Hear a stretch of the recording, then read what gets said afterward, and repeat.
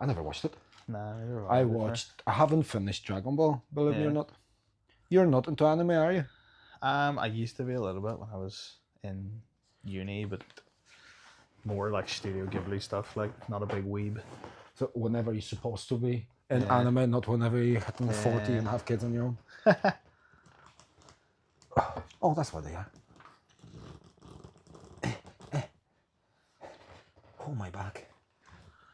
Struggling. Oh, struggling today. Because something is wrong with my bed. I haven't Yeah. discovered what it. And every morning I wake up, I have like Cheers. a knot on my side, right above my kidney. Yeah. I think that's where okay. the kidneys are. And every time I wake up, it's like, oh, fuck. And then my wrist is sore in the mornings. Yeah. But during the day, it's fine. I know. I've been doing a lot of gi recently, and I feel like my wrists are tightening up or something. Arthritis setting in. As a jiu-jitsu practitioner, Yeah. right? Because I'm doing that BJJ retreat in August. Cool. So I try to find the catchphrase. Right. You know, like there's the bodybuilders go and say, it's like, oh, are you not? You're not. So I said to few people, it's like, what do you reckon? What would be like good thing to ask people, especially in just BJJ retreat? Yeah. Gi or no gi? Okay. Right, but most people who do BJJ, they do gi, and no gi is an add-on. Right. Very rarely. Yeah. You've got people who just do no gi Mm. and then convert to gi. Yeah. I feel like It's more other way around. It's been like such a big shift, I think, recently.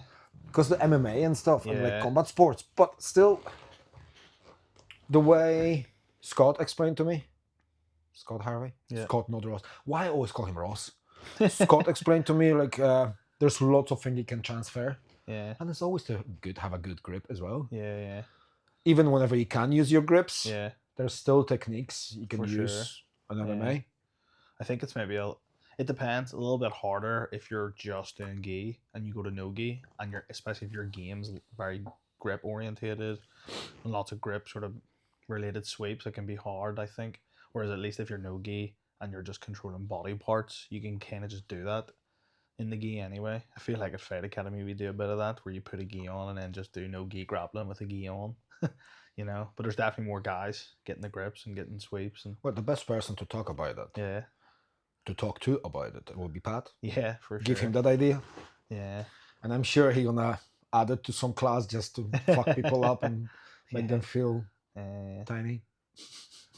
for sure. It was good. I remember whenever Luke started training and taking over the gi classes, and Pat was like obsessed with the gi for and he still kind of is because it was new to him until he got his black belt, and he was just loving the kind of new grips and all the grip fighting and all that kind of play. Even his physical strength, Yeah, for the size of him, yeah. it's just phenomenal. I know. It's just I know. bizarre. It's I funny. always talk about Pat. People gonna think I have a crush on him. Yeah, I think we all do. Everybody I was talking to, even different clubs, Yeah, saying the same thing. There's only one Pat McAllister. yeah. There's for only sure. one Pat. And doesn't matter where you train, doesn't matter how good you are. If you train by Pat, Yeah. that everything just go to the bin. It's Yeah, like I Pat mean, is the guy. He's so in touch when it comes to like no gi grappling for either just like MMA or grappling, jiu-jitsu, whatever. He's been so on top of whatever the current meta is, whatever the current game is. I mean, I remember I used to live in Texas in Austin, and I trained the B team there. And obviously, it was like this huge deal at the time. The kind of Danaher Death Squad breaking up. Gordon Ryan and John Danaher moved to Austin as well. They were setting up their gym. And then you had Craig Jones, Nicky Rod, Nicky Ryan, Ethan Krellenstein starting the B team. And I just moved to Austin about 2 weeks, and they just opened the gym. And I was like, let's go. I'm going to train there. That's cool.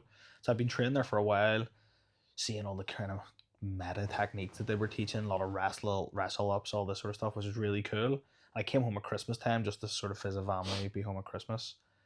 And the kind of weeks leading up to it, we've been doing some sort of wrestle up, some sort of stuff like this. And I got the Fight Academy on the Monday night and just kind of jumped in the class. Hadn't trained there in a while, had been away. Saw Pat, and Pat was teaching the exact same technique. And I was just like so blown away by that. I think a lot of people don't realise that, either from the West Belfast or just Belfast or Northern Ireland in general, that you had such a top level sort of gym and community there in Belfast. And a lot of people feel like they have to go away to get this top tier coaching. Oh, I but need to he's go not to at all. Manchester. Was it top team? Yeah, all these kind of guys Is are it next top team? generation. Next gen, and Yeah, where Paddy Pimblett trains. I think he's next gen, is he not? I don't know. I'm freaking. What's the one in Manchester? I'm not sure what they're called. But Because there's a like few. 2 massive gyms Yeah, in yeah. England. Yeah. People go to and stay there and train Yeah. there. But or even go to like people Thailand. from here would go to America. I mean, Hmm. they were doing American tall team. People were going to Florida and training, all this sort of stuff. And like here we had this like meta level, like world champion jiu-jitsu gym teaching the same technique, showing the same stuff that Pat was teaching in Belfast. And I think for me, I kind of just, I used to laugh because I used to call when I trained the B team, then I come home, I'd say I'm now training at the A team, you know, because it was just such top level and good stuff. And I mean, like the rounds that I got were just as hard in Fight Academy as it was whenever I was in Texas. You know, I mean, I got murdered by everybody, so I don't think it really mattered, but it was good. Yeah. You're brilliant. Like I rode with you a few times. Yeah. And the first class we done nogi. Mm. And I remember you told me everything you were doing. So like, oh my god. Whenever you go to open rounds, I'm fucked. Yeah.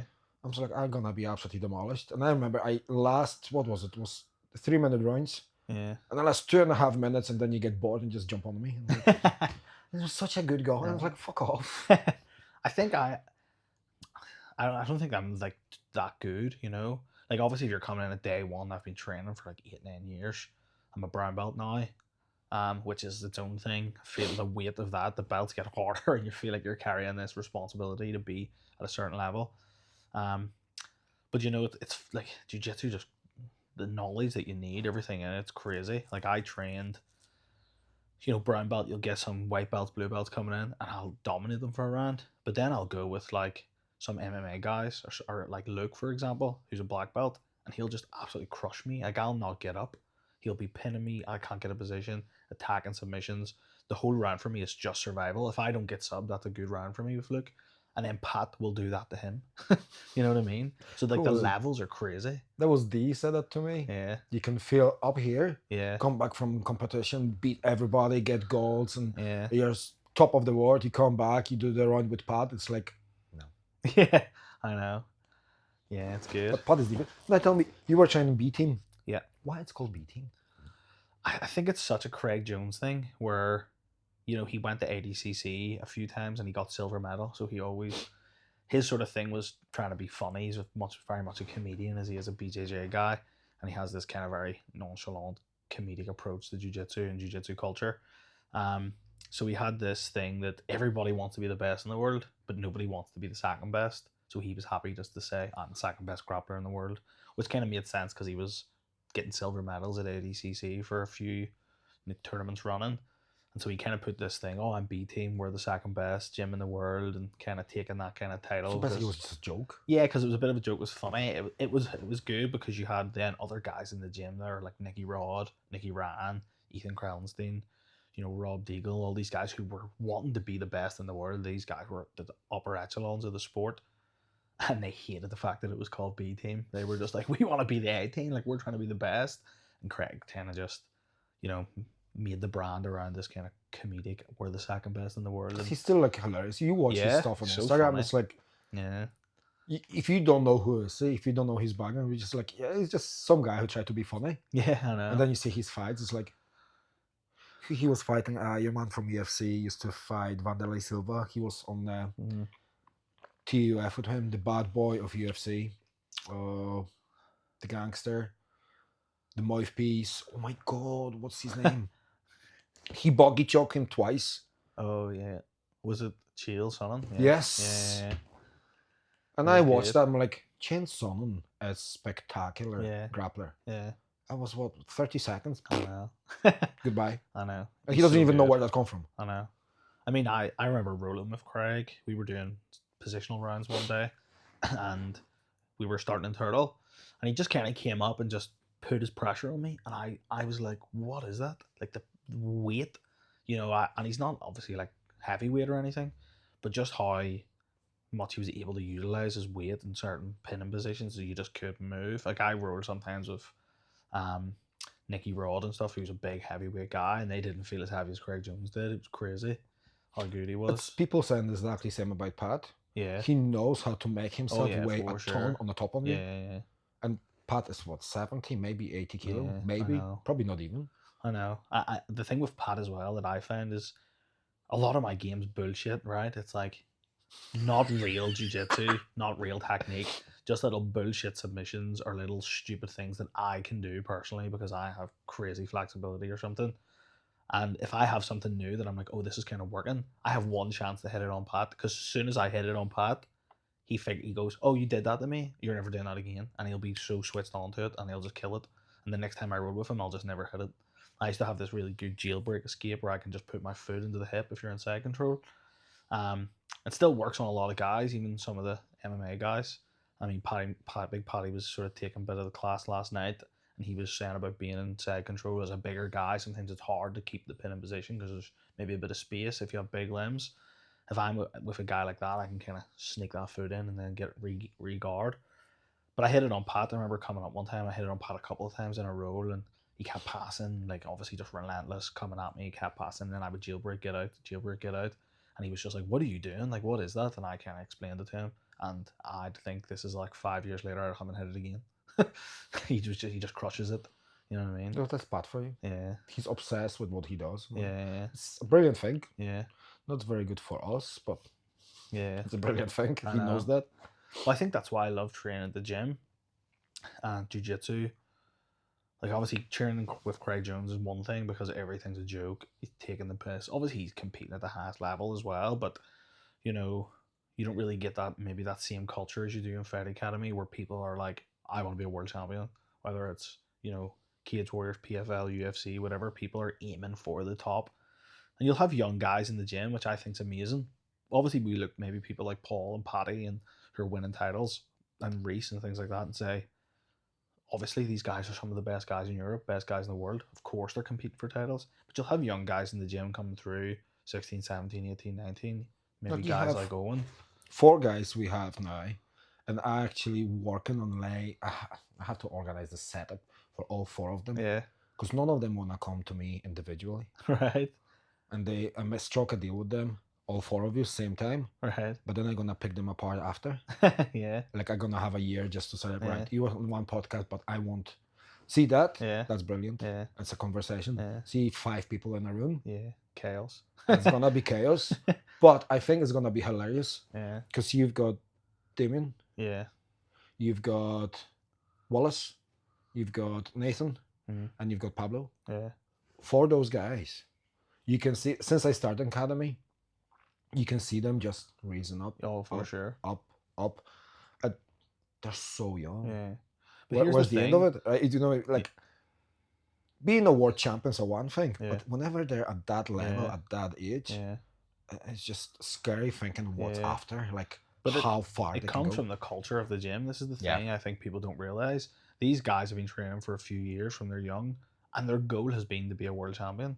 And everyone at the gym, whether it's the fighters, the coaches, the hobbyists like me, have all been involved in saying, yeah, of course you can be a world champion. Like, keep showing up, you'll be a world champion. Like, the culture and the mindset is you want to be the best, then this is the place to be.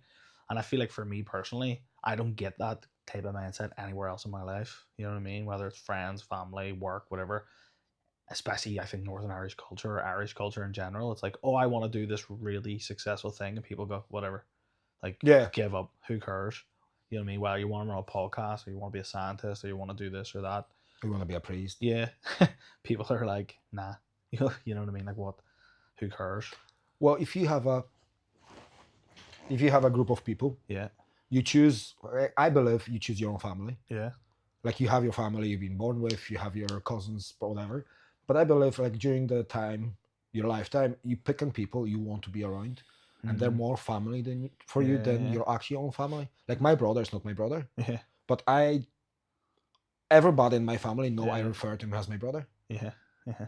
My wife know him as my brother, Yeah. and she met him the same time I did. Yeah. So he's people like that, like him, like very close people to you. Yeah. The ones I have, Mm. everybody's so supportive. We Yeah. all support each other, like you said. Mm. Yes, you will do it. Yeah. Yes, I'm gonna help you with that. Yeah. He gave me that lamp, saying that's gonna give you more light. Yeah. My other best friend, which is like a brother to me, was my best man at my wedding. Yeah. He organized the cameras. He showed me how to use the mics. He showed me how to lay out the things, how to center the things. I didn't have a bloody clue. Yeah. No. To me, it's like, oh, okay, put the mic on, Yeah. somehow plug it in, and start talking. Yeah. Then other people I know, they'll say like, right, your podcasts are class. I enjoy listening to them, but you need a wee bit information. So get your guests, have a nice chat, but also you want to talk about sports, talk about sports. Yeah. Because, you know, there's come to time whenever you start talking about conspiracies, whenever you start talking about somebody want to be a priest or like funny anecdotes. Yeah. But the sport aspect is very important, especially for you, because that's where you started from. Yeah. Like my first guest was a girl who was, oh shit, I can't remember her handicap, but she was a golfer. Yeah. Very good golfer. Yeah. Then she was doing a strong woman. She was very high up in a strong woman award at the start. Yeah. After she started doing powerlifting, she won like Cool. few. Actually, she got few records, not their Irish records, and I think British records. And from that, I went like, oh, I'll get my friend on, and then somebody else, and somebody else, and then I have a powerlifter who went to the Commonwealth Games. And then we swap again to my friends and just start talking absolutely nonsense. Yeah. So it's like, work with that. So people like that support you on the path and help you. For sure. And one of the guys said to me, you never know, maybe one day somebody from BBC gonna scroll down. It's like, oh, who's that? And pick you up. So like, listen, we actually want you to run the freaking show. Yeah. It's actually a show coming up and we want somebody to host and talk to people about whatever you do. Yeah. I mean, I'm absolutely. Like, why not? Yeah. I'm brilliant and bullshitting. Yeah. I'm bullshitting my whole entire life. I picked my wife, no idea how, because she's way out of my league. Yeah. But Tell sure. me about it. It's my wedding anniversary today, actually. 5 years married. Feel like 55. Congratulations. Thank you. Thank you. So apparently this is, statistically, you're over the hill. Most couples who divorce in the first 5 years. So this is me locked in. Can't go anywhere now. Okay. Not that I would want to. What are you going to ask? So no, I've got, because you and Carl were my like, oh, I can go into the branding of jiu-jitsu, because I find out jiu-jitsu athletes are so laid back. Yeah. So laid back. But I decide I have my topics I want to go through, except the chat. And you just start from B team, and that's actually first on my list. Right. But talking about the values in life, I said 5 years is over the hump. Let's say, for talk's sake, 50 years ago.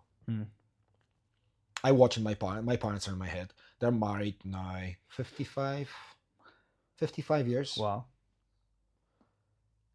I would never, ever, in my dreams, said I want to stay in a relationship like that a year. Right. Because I don't believe they're supposed to be together. Right. But they stick together through everything. They went up and downs. But you listen to them, and even my wife, who does not understand one word they say, she says like, they just constantly, just constantly argue about stupidest things. At the end of the day, they love each other. Yeah. But it's just constant bitterness. If you remember those American shows with the wife, like Peggy Bundy and Al Bundy. Yeah. What was the name of the show? Married with Children or something like that. They constantly bickering. A constant fight about something, but nothing serious. And my parents are like that. I was like, I couldn't. Me and my wife, from time to time, have like a misarguments. Like, are we stupid things? But it's like 5 minutes. Like, oh, I'm sorry. What she's saying, she's sorry, which mostly I do, because I'm freaking wrong all the time. But it's a man thing. But over the years, things change, because now the institution of marriage is being taken very lightly. Yeah.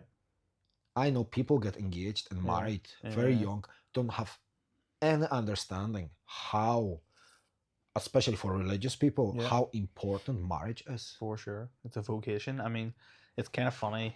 So you kind of mentioned it funny, but obviously at one point before I was married, I was thinking about being a priest and spend some time in that, in that kind of religious, philosophical kind of discernment of, you know, being a Catholic priest, which means being single, being celibate, all these kind of things. Obviously, fast forward, I'm married now and things like that. Didn't work out then, because you're not a priest now. I'm not a priest. No. Okay. Yeah. But I mean, I get asked lots of questions about it. Oh, like as if like being a priest would be too hard. Being single, being so that's hard. Like thank God you kind of found a wife and you're kind of, and I'm like, being married's hard. Being Yeah, married's difficult. This is also a vocation. It's something that you're committing to. So me and my wife help because you're run. married to God, technically, is it? Or that's nuns married to God? Well, let me think. People kind of say this. Yes, you're not really, in essence, you're married to the church. Yeah. So a priest. So this is heavy theology. Okay. So Jesus Christ, the main guy, of Christianity and Catholicism, he is. The one I looked like before I shaved my head. Yeah. So Jesus is the high priest, the prophet, the king, whatever. Okay.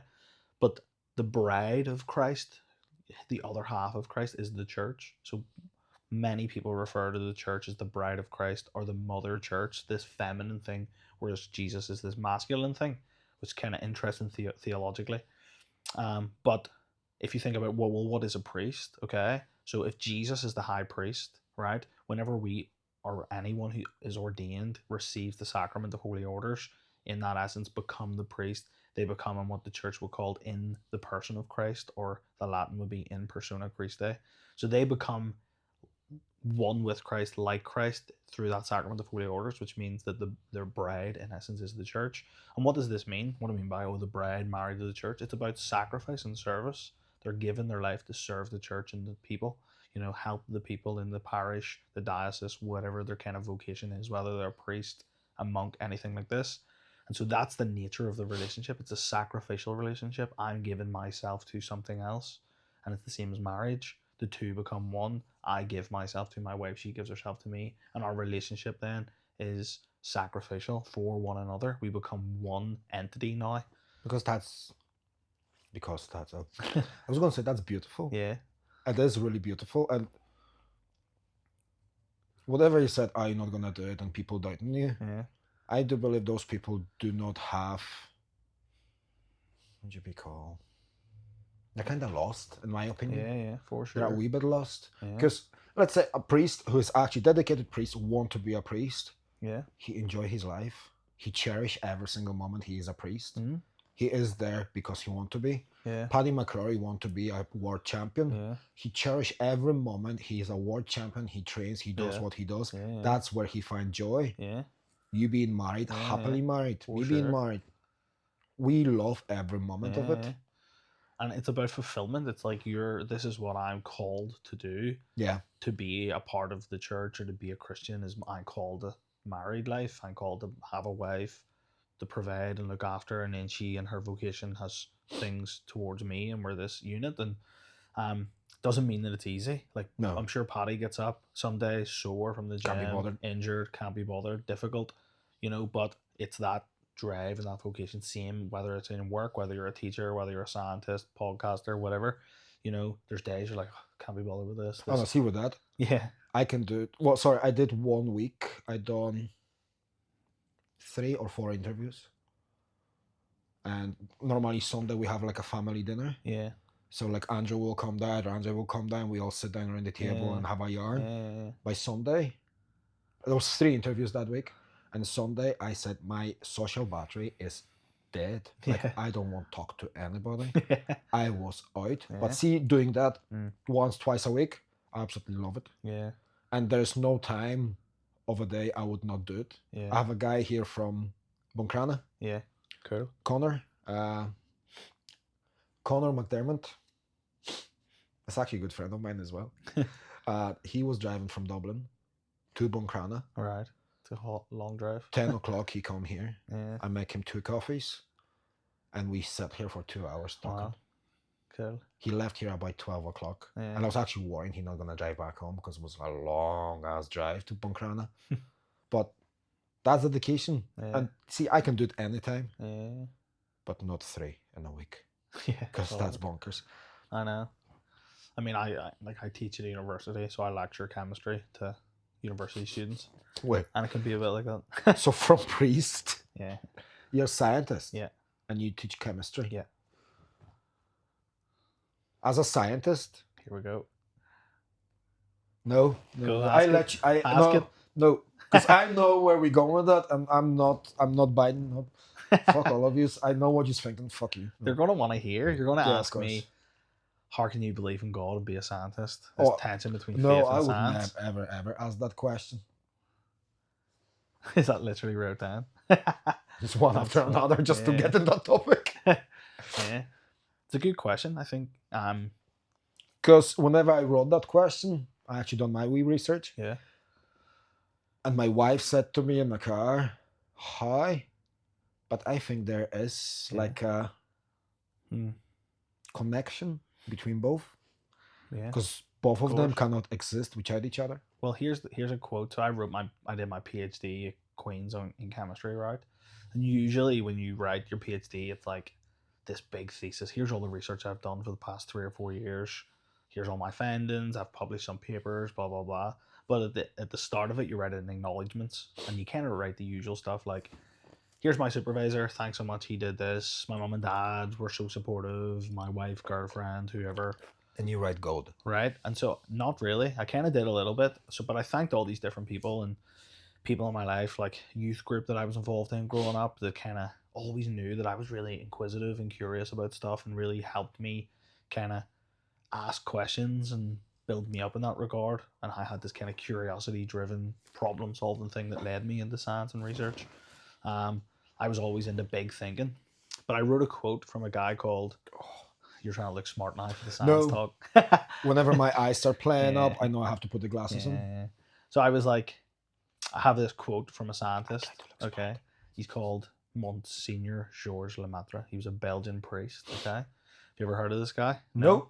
No one's ever I'm heard dumb of him. as shit. But you will know the big contribution that he made to science, right? So he's a Catholic priest and a physicist. Okay, so as a physicist, he read Einstein's field equations, all his kind of relativity stuff, and he said, you know what?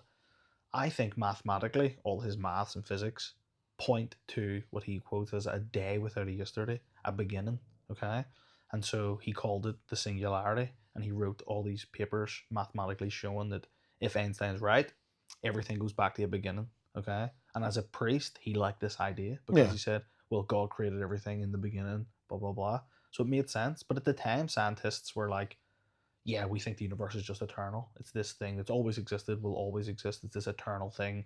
Whatever. Einstein thought that. All these big scientists thought that at this time.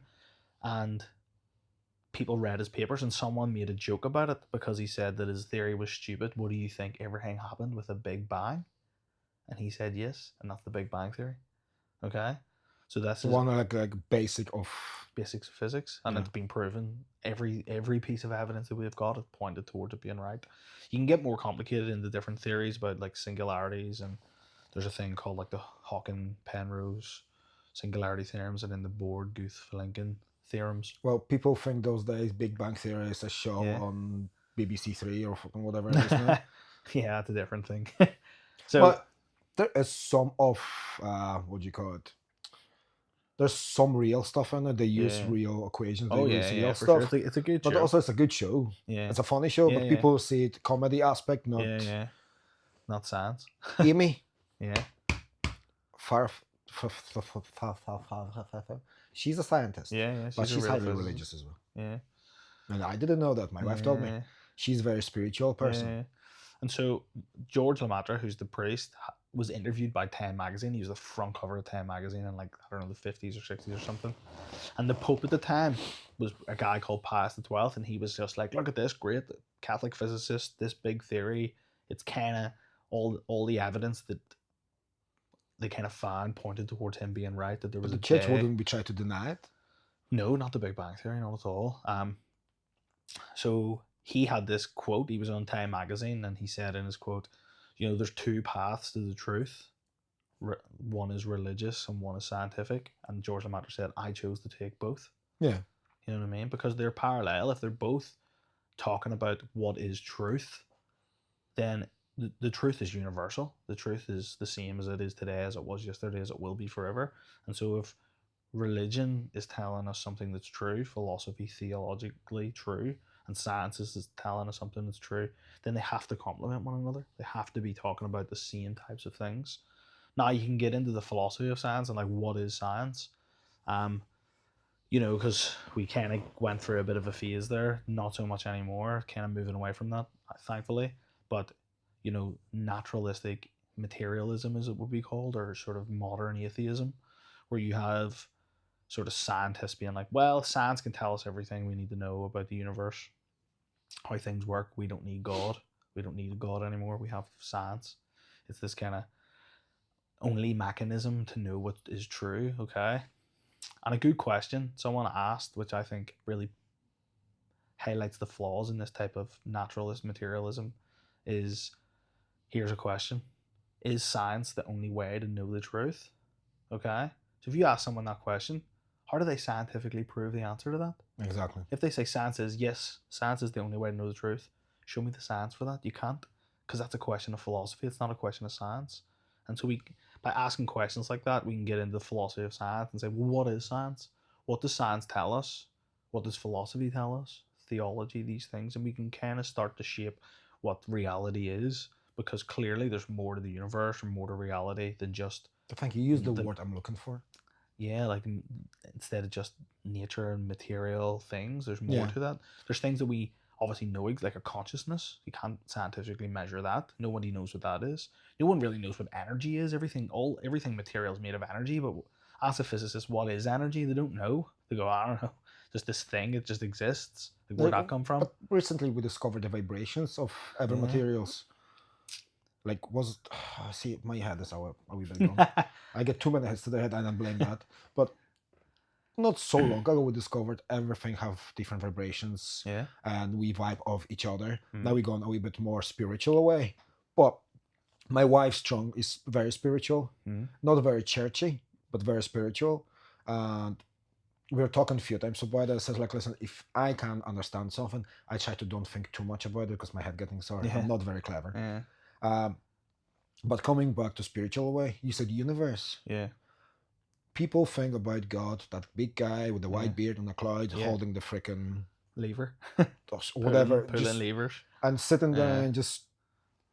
That's not what God is. And I was like, why do you think a Zeus is our God? Yeah. Like, okay, why God is not a female? Yeah. It's like, why God is not black? Yeah. Why, if God actually it's God is just a name, but the universe is your God. Yeah. Everything that's been created is done by universe, so you believe in universe. So it's like, if you start thinking about it, that's where my head getting sore. So just accept the fact. There's things for smart people and there are things for stupid people. No, not at all. I think you're doing yourself dirty here. I think you're definitely smarter than you probably let on. No, I just put the glasses to look smart. So do I, to be fair. I don't even need to wear these. No, I'm blind as anything. I take them all for jiu-jitsu. I just can't see. Don't know who I'm rolling with. Don't know what's going on. Just blind. But if you feel my hand or your ass, you know it's me. Yeah, it makes sense. But I think you're touching on a good point here about what is, like, well, a lot of people talk about this, like the universe. I think the universe is God. We're all connected. Well, like, what is the universe? Exactly. What do you mean by that? It's just another name. They're talking about something deeper, but I think that God goes beyond the universe, has to go by definition beyond the universe. Because what is the universe? Well, the universe is what we live in. Everything that exists naturally is within the universe, okay? And so it's this space of material, the material world, time, space-time, you know, filled with light, particles, energy, all this sort of stuff, okay? But that the universe is everything within that, but God's outside of that, okay? So this is where it gets complicated. Like, what is the universe? Where does the universe come from? Okay, like why does everything exist? Because nothing could exist. Where does it come from? What was before the Big Bang? And so people, this is an argument. We can get into Thomas Aquinas if you want. I love Thomas Aquinas. Do you know who Thomas Aquinas is? Oh yeah, I went to school with him. Yeah. And there's a school not too far from here called Aquinas, named after him. So probably one of the greatest philosophers of all time. Start with E. Aquinas, A-Q. No idea then. Yeah. Now I think about some random fans I see today. There is a school local here called Aquinas, and then they have a football team and pretty good, Aquinas FC. But named after Thomas Aquinas, so it's the guy Thomas from a little town in Italy called Aquino, and he's a Dominican monk, one of the greatest philosophers of all time. A lot of people like Greek philosophy now, especially Stoicism. Okay, Pat McAllister loves Stoicism. Me and him talk about kind of the daily Stoic, talk about Epicurus, Seneca, Marcus Aurelius, these types of Greek philosophers. Okay, and they obviously come from this like school of Greek philosophy that goes back to like Aristotle, um, or, who else is there, like Plato, all these kind of guys, right? Socrates, these Greek philosophers. But the reason we have Greek philosophy in our modern kind of world is because of Thomas Aquinas. Okay, so he was 1200s, and he kind of did what's called scholastic philosophy. So he was kind of looking at like theology, who is God, what does the scriptures say, all this kind of stuff, right? But he was a Dominican priest who was in Paris, okay, in the University of Paris, one of the earliest universities, oldest universities, had a huge library, had loads of Greek texts, but people didn't really like the Greeks back then. It wasn't popular. Their kind of philosophy was like, well, Europe's Christian, we're all these like Christians, they're pagans, don't care what they think. But Aquinas gets in because of so he was a student of a guy called Alexander the Great. And Alexander was really into the Alexander the Great, one of the biggest chiefs yeah. ever, the war strategist, the genius. Well, this is a different guy, I think. So, is it? Yeah. Okay. Or maybe it's not Alexander the Great. Maybe it's a different. Because Alexander the Great was like the biggest chief. He was a strategist. General. Albert, sorry, this is Albert the Great. Oh, different yeah, guy. Okay. Albert is Aquinas' I know teacher. something. Yeah, there you go. You corrected me. So Albert is one of Thomas's mentors, and he's in the Greek philosophy. And everyone at the time's like, who cares what the Greeks think? They're pagans. But Aquinas reads, all the Aristotelian texts, reads Socrates, Plato, and he starts to see that these guys are talking about the same God that he thinks about as a Christian. And actually, they're really good at defining who God is, what do they mean by God? Because a lot of people think, oh, the Greeks believed in, all the Greek gods, all this sort of stuff. They didn't really. That was kind of just known to be mythology. And these guys were kind of like, these like big thinkers were debating that, and they write these little like dialogues, they're called, where people are kind of debating with one another, and are really interesting to read. Really cool reading. Some of them can be quite heavy and complicated, but they start talking about like, who is God, what is God, all this sort of stuff. And Aquinas reads this and goes, these guys are onto something. So he starts writing his sort of theology based off this sort of Aristotelian type ideas of God. He starts building on them. And this kind of is very modern science, and the beginnings of kind of modern science, where he starts taking these ideas about like, what is the world, what is nature, what is anything, can we know anything, how do we know things, like why does things make sense, like who knows, like what is all of this, what does everything mean? So he starts asking these questions, and he writes all this text down. One of the biggest like readers, you think about people who write books, right? This guy has wrote 10 times more than anyone else in human history, Thomas Aquinas. He has more than J.K. Rowling. Oh, for sure. Like, not even close. This guy wrote 2,000 words a day every single day for his whole life. Okay? He wrote a bunch of summaries. They're not summaries, they're massive. I don't even think I wrote that in the past month. He wrote a commentary on the whole Bible. So he did like the Bible back to front, and he wrote, what does everything mean in this? And he has these, what they're called the Aquinas commentaries on the Bible. Every book of the Bible, he explains what it means, what the context is, whatever. Really, really good. He then wrote a summary of theology, which is called the Summa Theologia, which he says 1200s, yeah.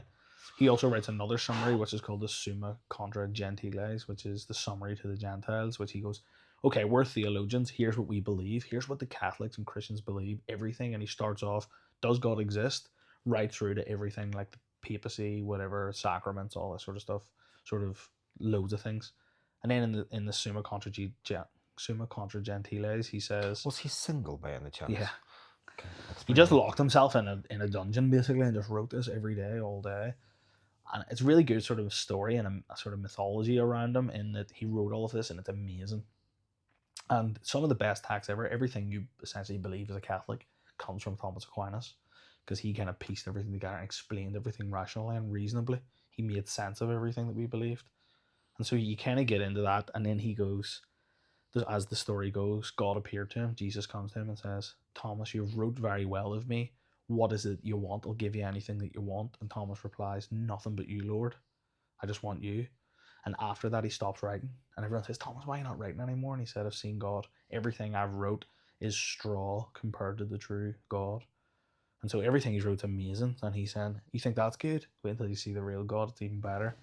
So he kind of stopped writing at that point, and then he was making a trip somewhere, and he kind of took sick and died and stuff. one of the greatest saints in the history of the church. But that's kind of the beginnings of like understanding the world, the material world, and then it's like 1200s, and then you start getting into like, medieval times, and you start getting into like, Isaac Newton and mathematics and all this. So like Isaac Newton writes this amazing book called the Principia Mathematica, which is like, the principles of mathematics, and he invents calculus. Yeah. And he describes the universe and how things work and the planets and all this sort of stuff.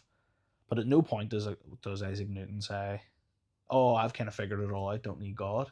He says, "I've kind of figured all this out. Something. How good is it that God did it this way? Why can we understand that? Like mathematics, what is mathematics? Why does it work? Why is everything mathematical? Why can we describe the universe? Why is it ordered?"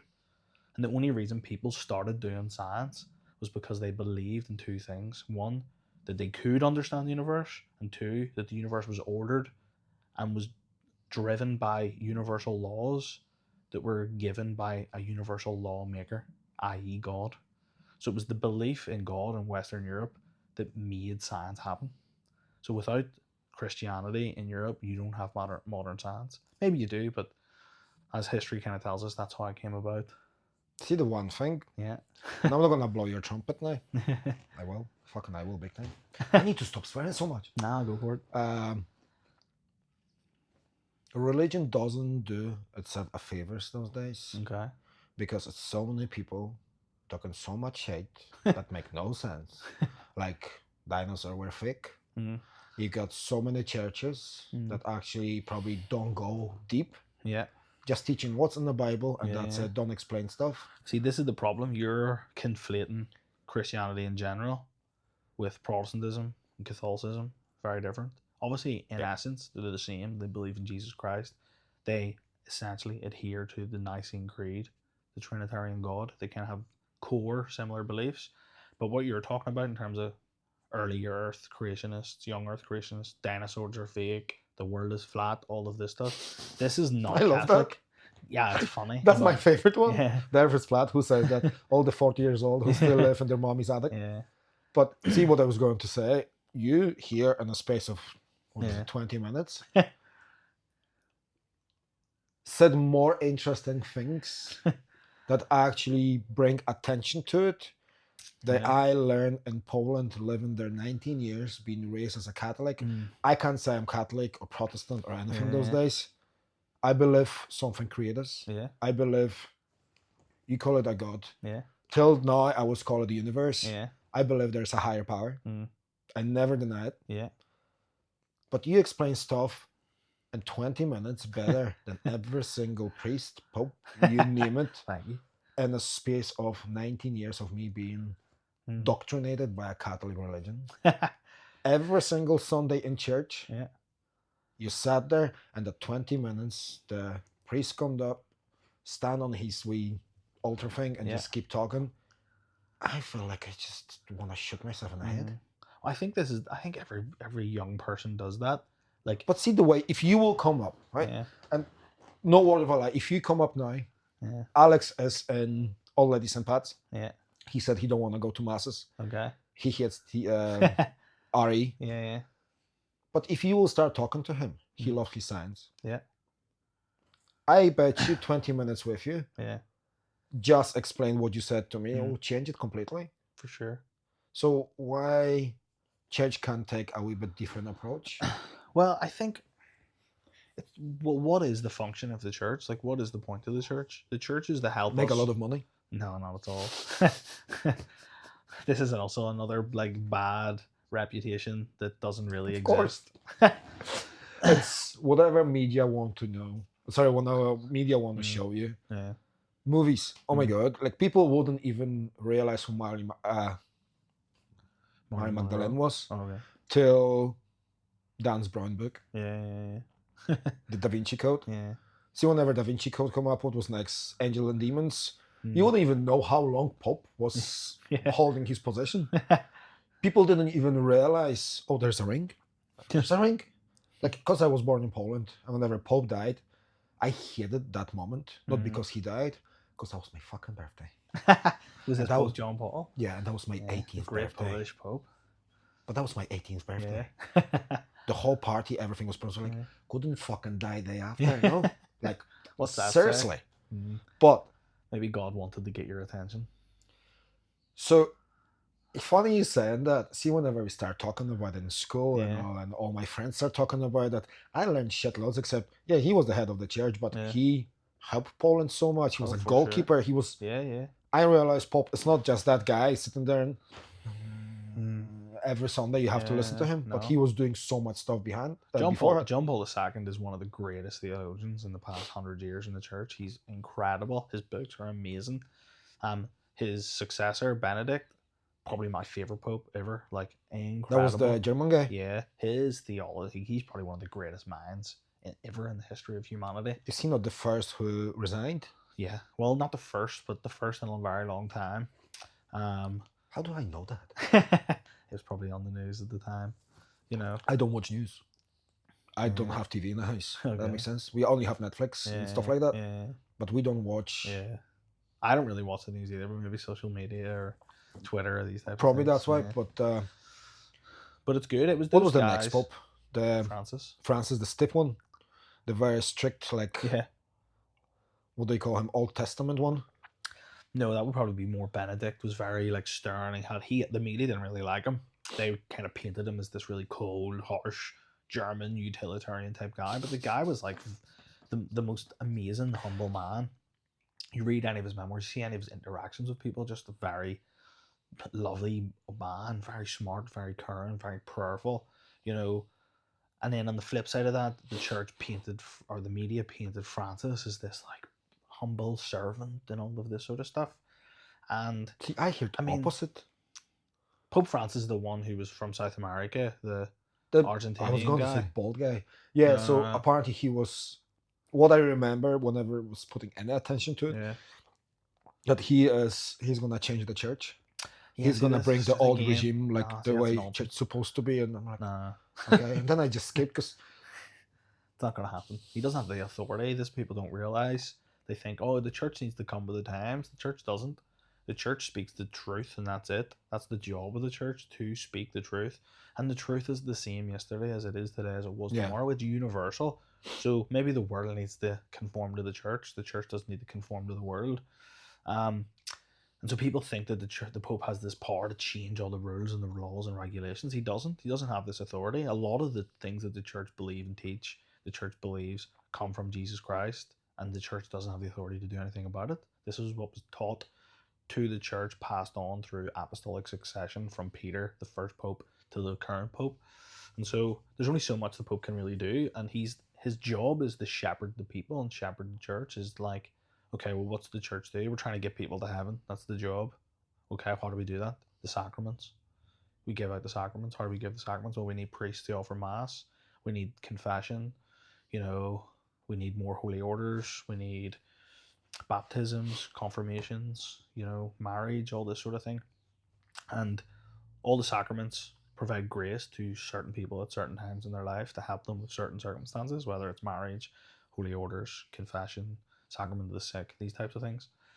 And so that's the remit of the church. And the church has never been this sort of scientific body that's trying to like be interesting to you as a 19-year-old or whatever, or a teenager in Poland. It's like, oh, it's this guy talking about. You know what I mean? It's a place for you to come to worship God. This is what the Mass is, the holy sacrifice of the Mass. It's about you coming before God. Whereas I think the Protestant version of it is you come to the church and the pastor is teaching you, but that's not what the Mass is. And so if you go back, now if you go to Mass today, the priest has his face to you. If you go back to the 1960s or the 50s or 40s, the priest will have his back to you, which is really interesting, right? But why does he do that? Galway. Right. You been to Galway? Yeah. What do you call the massive cathedral? No idea. There's a huge cathedral. And me and my wife went there in April for our wedding anniversary, first anniversary. And she says, I said to her, I want to go inside the cathedral. The cathedral? Yeah. She started laughing. So she was like, yeah, if I burn on the way in, sure. just joking, but walked in. And very quietly, and the guy said, like, listen, it's a mass inside. Yeah. It's like, yeah, sure, we can go in. Yeah. There's no issue. So my wife is Protestant. Okay. I wouldn't say I'm nothing. Okay. And we walked in. The altar is in the middle of the church, Yeah. and you have seats behind, on the Yeah. sides, and the Yeah. front. But I remember in Poland, as you said, Yeah. right in the front of you. Yeah.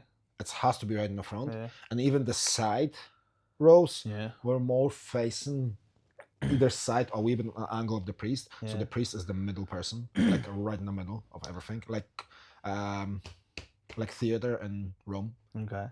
And so if you go to like an old mass, the priest will actually have his back to you the whole time, because his job is to lead the people to God, not to bring God to the people, which is more of a Protestant thing where it's preaching and the word of God and all this kind of thing. And so in the mass, And why that's changed? why did the priest change the direction he faced? Complicated church politics in the 60s. They had what was called Second Vatican Council. And they kind of were like, look, we need to make the church more accessible so the lay people like us who sit in the pews can kind of participate more. And they wanted to be more engaging In 60s, in the 60s. 1960s. Yeah. So that's recent. Yeah. Recently That's like enough. human ago. 60 years ago. Yeah. So like your grandparents probably went to the mass and it was in Latin, it wasn't in Polish, or English or whatever.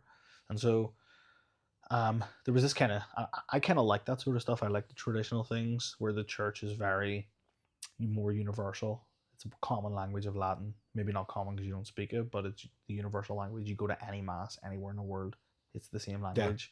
You know how to do the responses. You know kind of what's going on at different times. And you're saying about the priest being the center point. Well, it's not really the priest in essence. It's actually Jesus Christ is the center point. So for two parts of the mass is split into two sections. The mass of the catechumens, which is the first part, which is the readings and all that sort of stuff. And then the second part is called the Mass of the Faithful, which is the Eucharist, where he takes the bread, consecrates it, all that sort of stuff. And so, well, what is it? The first part when he's doing the readings, well, we believe Jesus is the Word of God. So he's talking about God and blah, blah, blah. So the priest in persona Christi is acting in the person of Christ, is making Christ present. And then in the second half of the Mass, which is the Eucharist, where Catholics believe that the bread and wine become the literal body and blood and soul and divinity of Jesus Christ, well, he makes Christ present, and that's when he holds it up. And he says, here's, this is my body given up for you, blah, blah, blah. And so the center point, all of it, is Christ. But what do we mean by this? Well, what is Christ? Well, it's Christ in Calvary. It's Jesus on the cross. There's a great archbishop who has like a cause for canonization at the minute from New York called Archbishop Fulton Sheen. And he has this beautiful quote about the Mass. He says, when Mary, Our Lady, Jesus' mother, was at the foot of the cross, when Jesus is nailed to the cross and she closes her eyes, she's at Mass. And when we're at Mass and we close our eyes, we're at the foot of the cross, rubbing shoulders with the Blessed Mother. And it's this idea of like, well, what is that? Well, Jesus Christ on the cross who dies for the sins of the world. The graces from that are universal. They're for all people at all times, past, present, and future. And when we go to Mass, we are participating in that grace that God gives us through His Son and forgiveness. And when we receive His body, that's what we're doing. We're having spiritual food, which is Jesus Christ for the spiritual journey in the spiritual life. You know what I mean? And you can get into the theology of this, where it comes from, why we believe that, where the Eucharist is. The Old Testament, whenever Moses is talking about the manna from heaven, God gives us physical food when we need it, but He also gives us spiritual food. So what is the spiritual food? Jesus Christ is the spiritual food. Comes to mend the relationship between us and God so that we can have eternal life. Which is kind of crazy that I'm sitting here on a random podcast talking about all of this, because go back 10, 15 years of my life, I was a militant atheist, didn't believe any of this. Grew up Catholic. I had like good Catholic parents, kind of same as you, went to Mass and thought, this is bullshit, I couldn't be asked. Not even bullshit, but it's like a punishment for going on a night out on Saturday night and in the morning Sunday, you have to go to your church. Dad drags you out of bed and you're like, what is this? And it's this old guy at the front talking shit, boring the balls off you. I get it. And I kind of did it. My dad was real strict and was like, I believe it. You live in my house, you go to Mass, do what you're told. And I was like, okay. Oh, no, for me, it was a driving license. Yeah. You want to get your driving license? So it was a promise of my mum. Yeah. Whenever you're 18, you need to have all your sacraments and you get a driving license. Yeah. Turn 18, got my... The last I always mix it up. So the last sacrament's whenever you die. Yeah. What's one before? Whenever you become 18, you become a man. Oh, confirmation. Confirmation. So I didn't have my confirmation. Okay. So your confirmation's whenever you're 16 or something like that? It depends in different churches in different parts of the world. In Ireland here, you do it when you're like P7 or something. Yeah, so I like was 10 very or 11. late. Yeah. Because then you have your Holy Communion Yeah. whenever you're about 8. Yeah. And it's always in May. Yeah. And that was the next one. And I went and I was the oldest. I was with all the young kids. Yeah. But you need to have it before you get married as well. Okay. Yeah. Yeah. So I'm like, okay, I get it done. And I didn't have my license till 3 years ago. So I was waiting till I was 35, 36. Yeah. Because my mom never got me that license. That put me off as well, because it's like a carrot on a stick. Yeah. I know. You have to do something to get something. Like, church wasn't a good thing. And don't take me wrong. There's the times whenever I did enjoy going to church. I did enjoy friends coming down. You meet your friends after, and okay, Sunday was the same tradition. You go to church in the morning, then you have your dinner, then you bugger off to something. Yeah. I mean, I had the same thing. Sunday for me was mass in the morning, maybe visit grandparents or something, home, Sunday dinner, roast chicken, roast beef, whatever it is. Always had this Premier League on, soccer, all this sort of stuff. And it was a real family day, Saturday the week. Oh, that's your Catholic side, soccer. Soccer. It's just because I lived in America for a while. I had to just kind of get used to calling it soccer. Carl said soccer because it's a Gaelic football as well. Yeah. Okay. So I kind of was like, I grew up, went to like a Christian youth group. Okay.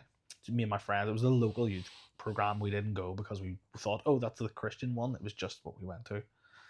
And they kind of had this ecumenical thing where it was like Catholics and Protestants. Obviously the history of Northern Ireland plays into that, where they had funding to be like, let's like meet people that are from the other side of the road and let's not kill each other anymore. And so I obviously grew up in the 90s and noughties and stuff, where that like the peace process was big and there was lots of funding for that. And so this youth group was kind of unique in that it was Christian. They were like, we're going to emphasize Christianity and the core principles. And so you had us Catholics doing Christian-y things, and then the Protestants doing Christian-y things. And then we would get together and do Christian-y things together and say, look, we're not that dissimilar. And that was kind of good. I kind of grew up in that, and kind of real scientific. And I had a few friends that were kind of like that. And we kind of get into the science and the nature of the universe and these big questions. Anytime I asked any of the youth leaders, my parents, anyone who I would talk to about that, it was like, what is God? Where does God come from? What's this? What's that? Blah, blah, blah. They were just like, well, I don't know. I never got any good answers. It must have been around like 2005, 2006. You would have had this, what was called, like, YouTube is only a thing. YouTube only kind of invented.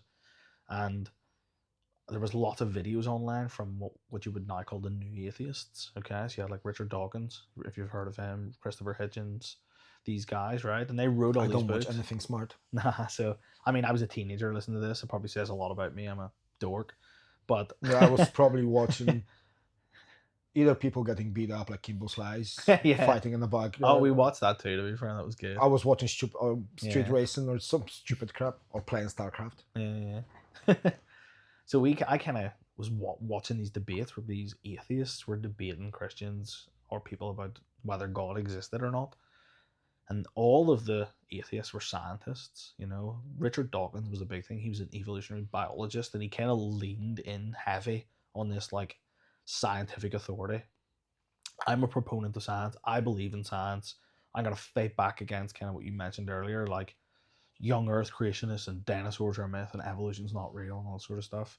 And it was easy to kind of get caught up in that. And I had a friend who's much smarter than me, probably read 2 books, and they're probably the only 2 books he's ever read in his life, to be honest. Was one by Richard Dawkins called The God Delusion, and the second one was called A Brief History of Time by Stephen Hawking. And they both try to say, look, we don't need God anymore. We can explain how everything happens, where everything comes from without God. And I kind of read that as like a teenager because my friend gave me them. I was like, read those books. And I was like, oh wow, like this is definitely all fake, whatever. So I remember talking to my dad a lot about it. Like, I don't know if I believe in this stuff. And he was like, I don't care if you believe in it or not. You live here, you go to mass. Your brother and sister look up to you, younger than me. You better go. So I was like, oh, I'll go. Didn't want to disappoint my mum and dad. So I went anyway. And then we got this new priest in the parish. So I was like maybe 18 or something. just started university type age. I remember being in university. There was a girl in my year who was a Christian girl. It's like sort of Protestant Christian. And I was just asking her questions like, "Why do you believe this? Like, that's just not real." And we were having this like back and forward one day, and I just kept asking her questions, and she got so flustered, she started crying, and I was like, "That's a bit rough." And I just felt like no one had Google answers to any of these questions. So I started like going to mass. We got this new priest in who, was maybe in his like probably same age as me now at the time, like in his early 30s. I was like 18, 19. And he was like this young priest. His homilies were really good. He was talking about science and stuff. I think this guy's kind of interesting. So he came up to me one day and was like, "Here, you're a young guy that comes here. Do you want to help at the mass, like do communion or do the readings or something? Because it would be good to have young people doing that." And I was like, "What? I'm not doing that. I don't even think I believe in this." So he kind of like started talking to me like, "Oh, really? Why don't you come over for a cup of coffee or whatever? We can have a chat." And I was like, "Oh, whatever, sweet." So me and this priest kind of like became quite good friends. We're still a really good friend of mine. He married me and my wife in St. Peter's Cathedral in Belfast. Was a real inspiration on why I wanted to be a priest, this guy. But he kind of pointed me towards like philosophy and theology, and he was just like, "Well, you think you know it all, you think science has all the answers, why don't you read some Aquinas, read some philosophy, read some..." And I was like, "Wow, whatever." So I started reading into that. It was really Thomas Aquinas. If you get his summary of theology, I mean, you're never going to buy a copy of it, it's enormous, but you can get it online. And the first question he asks, this is what he does, he says, If there's a podcast, somebody reads it. Okay. Yeah, Otherwise, I yeah. struggle to focus. Oh, there's loads of great podcasts. Like there's one I love called Pints with Aquinas, where a guy just interviews Christians and Catholics and atheists and talks about Thomas Aquinas. It's really good. Send it to me. It's a big podcast, like millions of followers, like it's huge. So I kind of started reading Aquinas, and what he does is he asks a question: does God exist? Is there a God? And then he says, "Well, here's reasons why there isn't a God," and he lays out some arguments. Well, God doesn't exist because X, Y, and Z. Then he says, which is a really good little Latin phrase, sed contra, which is, on the contrary, here's what I believe. And he says, well, on the contrary to that, here's the reasons why you would believe in God. Then he lays prove out, me wrong. So he kind of says, here's all the arguments people have why God doesn't exist. But on the contrary, here's some of the arguments that say that God does exist. And then he says at the end, well, in conclusion, God exists, right? And he has these 5 arguments, and they're really, really beautifully written. They're really good. And it was the first time I think something clicked in my brain that I went, this guy's thinking about things way different than I ever thought about. How he's describing what God is and who God is like blowing my mind here. Like this is bigger than science or something. It's huge, and these great thinkers. And the more I started getting into science, and then I just realized that everything's just philosophy. Like science is just natural philosophy. It's, philosophy meaning like the love of knowledge. Okay, so it's like, well, if I love knowledge and I'm doing science, well, it's just philosophy, and I'm trying to figure out where everything comes from. And all of that is predicated on assumptions. Well, here's what I think is true.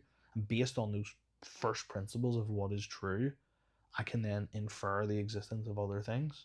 And that's how we do science. Like we believe in electrons, protons, neutrons, quarks, up quark, down quark, strange quark, all these different subatomic particles. No one's ever seen them with their eye.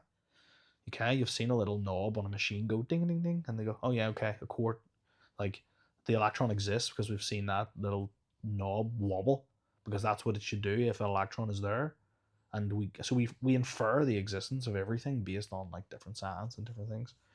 And so this guy is using the same sort of scientific principles of like, well, what do we know to be true that we can be confident is definitely real and true? And when we start building off of that, we can prove God is true.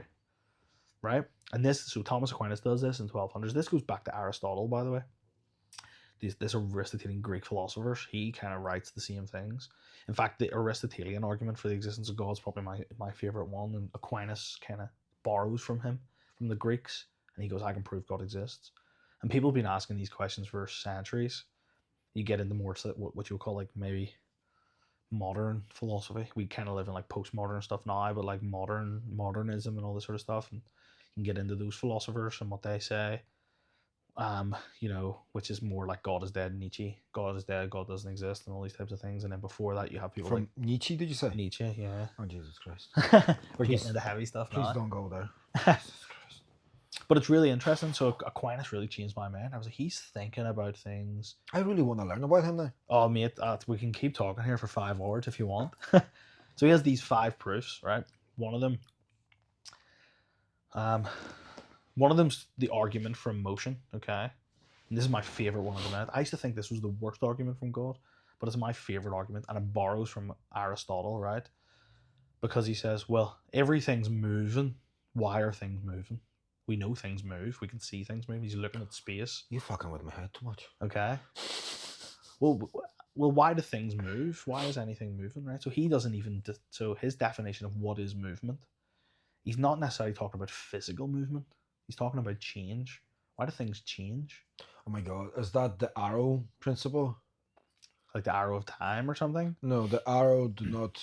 If you shoot the arrow from the bow, the arrow does not move. The time change. Yeah, well, yeah, kind of interesting. Yeah. You're shooting an arrow and it'll kind of... What's happening there? Well, it's location. Look at that. I said something smart today. It's location in space Yeah. changes. It's kind of location and time changes. Okay. That's one of the first speeches in philosophy Yeah. in uni. Yeah. About that's how they learn about the arrow. I had lots of students in my house and they were pumping Yeah. my head with stuff they were learning. Yeah. Well, And alcohol when yeah. I was a teenager. So Aristotle makes this, which Aquinas borrows from, this observation that, well, things change. What is change? What does that mean, right? And Aristotle describes this as the movement from something that is potential to actual, okay? So the cup is actually here, okay? It's sitting there. But the cup could be potentially here. And so change is the movement of the cup from here to here. Yeah. So it moves from its actual position to its future potential position, okay? And that is what changes. So that's how he describes change, and that makes perfect sense. That's what that is. But he also makes this observation that, well, what does that change require? Kind of saying about the arrow, it requires time. Okay, it requires me to move it, or time to move forward. But then let's think about, so that's like in a linear path, like this horizontal path through time, where things can move from A to B, okay, where I can get older, I'm changing. I'm currently not so young, but 30, but I could potentially be 50, and that requires the changing of time for me to become that age. And so this is what change and movement is, this movement, this change, this movement from potential to actual. So I'm actually a 33-year-old, but I could potentially be a 50-year-old. And in order for me to become 50, I move from my actual 30-year-oldness to 50-year-oldness, okay? So you're actually the Christ age this year? I'm the Christ age, yes. Which is interesting. Hopefully I don't die at 33 like he did, but... I'm just baffled by stupid things I remembered. I can't remember my phone number, but I remember that. Yeah. 33 years old. So, but that's really interesting. So Aristotle then says this. He goes, well, look, things can move in this way, but things are also potential in this like single moment of time, okay? Like I'm sitting here on this chair, but I can only sit here and exist on this chair if the chair exists. And the chair can only exist if like the room exists. And the room can only exist if the world exists. And the world can only exist at a given moment in time, not a long time, singular in time. My existence relies on these other things. So I could potentially be over there, but I'm actually here, okay? And so this same contingency that I rely on all these other things from existing, okay? So you have this 2D axis where you have potential and actual kind of existence and reality on this movement of time and change on this like sort of x-axis, but then you have this y-axis where I exist here and now because of a bunch of things that have to exist. If the earth doesn't exist, I don't exist. You know what I mean? So it doesn't necessarily mean time. You can have it without time, okay? And so Aristotle says, well, look, for that to exist, there has to be something that exists that doesn't rely on the existence of anything else. There has to be something. So if I move along from being young to old, I'm young and then I can potentially be old, and so something has to happen. So I have to be moved from youngness to oldness. So something is moving me and changing me. That's probably time. For me to exist at this moment, I'm relying on all these other things exist, like the earth and the universe and all of this stuff. Okay, so I Parents, exist. blah blah blah. Yeah. So my potential for existence, which exists right now, is only realized, okay, if all of these other things are realized. Like these lights are being switched on, okay? If I come and switch the light on, like that light won't come on unless I switch it on, right? But once I switch it on, it doesn't need me to continue to switch it on. It just is on now, okay? It has this state of onness. And so Aristotle points out, he says, well, look, some things need action. So something has to Yeah. move something in order for it to exist. For a reaction. Okay, so like I switch the light on, the light comes on, but the light doesn't need me to keep switching it on, it'll just stay on. So like every action causes a reaction. Yeah, so yeah, the so action it's is this. switch the light on, the reaction, Okay. the light stays on. So I'm this mover, I'm moving the You're light the force to behind exist. it. So the light is potentially on, I move it from its state of potentially being on to actually being on. So Aristotle kind of points out that he's like, well, if that light can't be on because I'm like it relies on me and I rely on all these other things, there has to be something that is the unmoved mover that gives the actual potential, actualizes the potential of everything else without needing to be actualized itself. Okay, this is the unmoved mover. And Aquinas has this really great, he goes through this argument and he says, therefore there has to be an unmoved mover, something that exists that causes everything else to exist, that doesn't need anything to cause itself to exist, and that is what people call God. Okay, that's one of his arguments. That's the argument from motion. Then he has the argument from contingency, which is kind of similar. He has the argument from perfection, right? Is another beautiful one where he says, well, look, you can think of something that's beautiful, yeah, whether it's flowers in a field or we all have this kind of ability to look at things like that and go, oh, you see the mountains, you go to Newcastle, you've got the moorings and the beach, and you go, that's beautiful. We all have this understanding of like the reality of beauty, okay? So if beautiful things exist, this thing that's not so beautiful is over here, and then there's other things that are more beautiful. What is the most beautiful thing that exists? Where does all of that come from? And he says, some people call that God. This is the most perfect thing is God. And so what Aquinas does is he starts attributing these attributes to God. Like if something was to exist, the unmoved mover, the thing that can cause everything to exist, that doesn't need anything to cause its own existence, the thing that is the most perfect thing, the most good, the most loving, all of these things, he starts making these divine attributes. Well, what is God? Well, God has to be all of these things. And so that's, I think, what you're saying about the universe. Well, does the universe have the attributes of all of these things? No, because the universe needed something to bring it into existence itself. So there has to be something outside of that that causes it to exist. So something at the start, you have nothing, and then everything that exists. What caused nothingness to become somethingness? That has to be God, okay? Because everything that exists is natural. Natural things cause natural things to happen. So if you go from a state of unnatural, nothing, to a state of natural, something, the thing that makes that move can't be natural because nothingness, there is no naturalness. So it has to be supernatural. So the cause from nothing to something is a supernatural cause, not a natural cause. And that's what people call God. Why does the universe exist at this moment, right now? Yeah. Why doesn't it just evaporate and go away? Just like that? Because something is holding it in existence. Well, there's also And the thing that is holding it in existence is God. This is who God is. Now you have theories about the multi-universes. Yeah.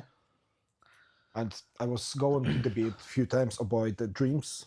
Yeah. Are the dreams transfer us to actually our existence somewhere else in a parallel universe? Yeah.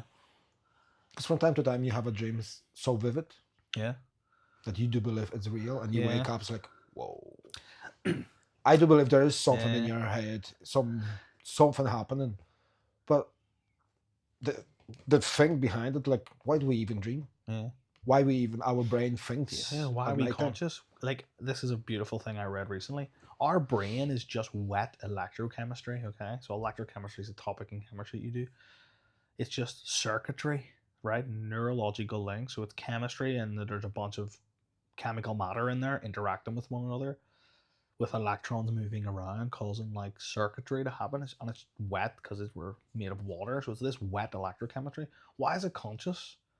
You know, like we can make electrochemical cells and we can put things together and do chemical experiments, but it's not living. It doesn't have a consciousness. It's not sentient. It's not. How does that happen? It's not Frankenstein monster. So we know that consciousness exists. I'm aware that I'm conscious. If Yeah. you go back to Descartes, he has this beautiful, quote, "I think, therefore I am." It's the only thing Descartes as a philosopher is sure of himself. He's saying, well, I don't like. What if my senses are lying to me? What if everything I see, smell, touch, taste? What if I'm in the Matrix? I can't disprove that. Oh, there we go. I can't disprove that. The only thing that I can prove is my existence because I can think. You know what I mean? And so you kind of you can get into all that sort of stuff, which is interesting, but we know consciousness exists, which isn't really a physical material thing. It exists outside of that. We know that mathematics exists, right? It's abstract. Where does that come from? Why does the universe operate by mathematical laws? It's not physical and real. You can't do scientific experiments to see that or to do that. It's this abstract reality. We know the beauty exists, okay? We can see things and say, that's beautiful. I find that attractive. There's these things that are more beautiful, less beautiful. They're aesthetic truths. They exist, but they're not scientific. And so there's way more to the world and the universe than just material naturalism. Like, that's obvious to me. I think obvious to everybody. I think we're moving much more away from that materialist, naturalist kind of thing.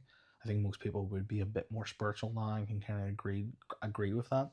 I think the problem for most people is, how do you articulate that? What does that mean? How can you also the big problem rationalize social media thing?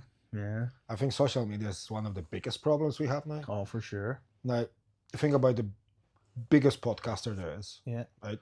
The comedian Joe Rogan. Yeah. Fucking huge. Yeah. Whatever he say is like a religion now. Yeah. Whatever he say, it goes. I know. So his way of explaining stuff. Mm. We used to be monkeys, we eat mushrooms. Now we are us. Okay. Yeah. I think he is atheist. I think he started going to church recently. I read. I haven't a clue. There was a guy on his podcast, a Protestant guy called Wes Huff, I think. Is that his name? What you call the black guy who was on Tyson? Oh, Neil deGrasse Tyson. He's Yes. an atheist. He's a physicist. He's an idiot. I can't stand him, to be honest. So whenever you start talking about stuff, I say like, "You're my Tyson." Okay. You're literally my Tyson. Explain stuff to me. I'm sitting there like, Yeah.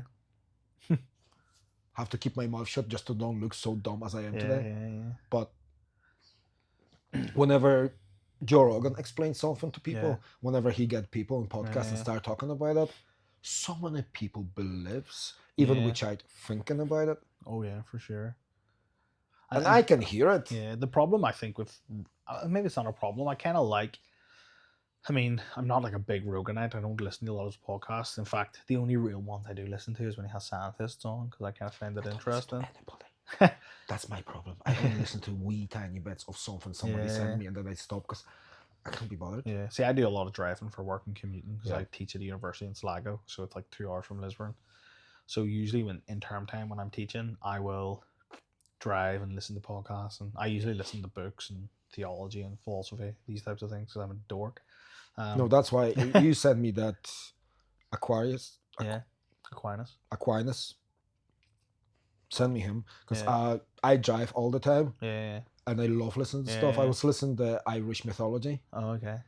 But it's something wrong with my radio, and it's breaking up. Yeah. It's play, break. So it's doing my absolutely head in. But I promised myself I'm gonna finish. I have to listen to it again. Yeah.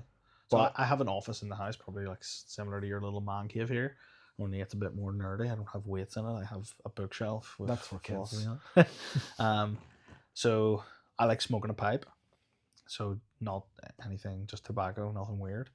But I love getting into the office in an evening, like if I'm not training, maybe my wife's away or she's kind of doing her own thing and I'm going to chill out, and I'll put a podcast on or read a book and I'll smoke a pipe and just kind of listen and think about the world and this sort of stuff. That's my kind of downtime. I love that. I love doing that. It's good. But the Pints of Aquinas podcast is class. Anyone who else is listening to this. Pints. So it's about having a pint of beer with Thomas Aquinas. What would you talk about if you were sitting with Thomas Aquinas? this is the idea of the podcast. It's been going for like maybe over 10 years now. I've been listening to it for a while. I didn't listen to all the episodes, but now and again, someone's interested in it. There was a guy, the reason I brought up pipes is there was a guy on it recently called Malcolm Geit. Okay. He's a really cool guy. He has a YouTube channel where he just smokes a pipe and reads Lord of the Rings, right? Talks about the hobbits and all this stuff. Because you're geeky as hell. Yeah, of course. And you love your Star Wars. Yeah, of course. I haven't seen the new movie though. I need to go and see the Mandalorian and Grogu thing. I haven't finished Mandalorian. Yeah. I have that thing because of Ginger. Right. Ginger is my ex-brother-in-law. That makes sense. Okay. Yeah. It's my brother, but it's my ex-partner's brother. Okay. But to me, he's a brother. Okay. Every time I start some show, I really enjoy it. He will say something and put me completely off it. I start watching Suits. Okay. And me and my wife loved it, Yeah. enjoyed it. And he says, see, from third season, it's shit. It's just over and over the same. I'm like, okay, third season's like, motherfucker. Start watching Mandalorian again, because I watched the first season. The second come up. I was like, brilliant, I'm going to finish the second season. Yeah. So start again, from beginning. Yeah. Watch with my wife all of them. First episode of third season, he says to me, don't watch third season, it's crap. Yeah. Motherfucker. Again. Every time I start watching something, he said to me it's shit, I stop watching it. Yeah. So I can't kinda watch know that. Mandalorian I anymore. know. But I really want to finish Mandalorian and watch all Star Wars universe, because I stopped on the last movie, Awakeness, was it? The Force Awakens? Force Awakens, and then there was two after that. Was it The Rise of the Skywalker and what was the last one called? Sorry, I watch all of the new ones, yes. Yeah. But it that was a just show trilogy. how shit they were to me. Yeah. There was some good moments. I liked them. I It's nice watched having first, good CGI. second, third. Hmm. Am I right? Yeah. I watched the 3 with Anakin Skywalker. Yeah. So the new, old new The ones. prequels. Yeah. I love Loved those it. movies. People hate them, but I love them. Loved They're them. nostalgic as anything. Yep, Darth Maul, all that sort of stuff. 100%. Great. Yeah. All of that, loved it. Yeah. And then the new ones I watched, and I can't remember a single thing. Literally, know. non-single thing I remember, and I watched them all. Yeah. I know. I think like there was the one Rogue One was quite good, I think, which was like a bit of a prequel to A New Hope, which is like about how they got the plan to destroy the Death Star. It was kind of interesting. There was like the Han Solo movie. I've definitely watched them, but they haven't. But there's so much Everything into the became, universe this now. is the problem. Everything became Disneyfied, where it's just Disney, and it's like the same nonsense over and over. Since It's a Princess bit- Leia become a Disney princess, Yeah. everything went to shit. Yeah, I know.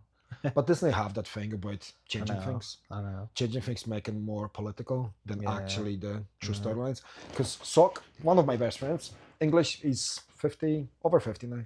He's a massive Star Wars fan. Yeah. And he loves Star Wars. He said there's so many writers, not mainstream writers, but like private guys, Yeah. write another stories for Star Wars, Yeah. from Star Wars universe. And the stories are brilliant. They've got audiobooks, and it's amazing to listen to it. Yeah. And there's so many like princesses, Sith Lords that we don't even hear about, because they don't Yeah, exist I know. in Yeah. whatever you have mainstream universe Yeah. of Star Wars.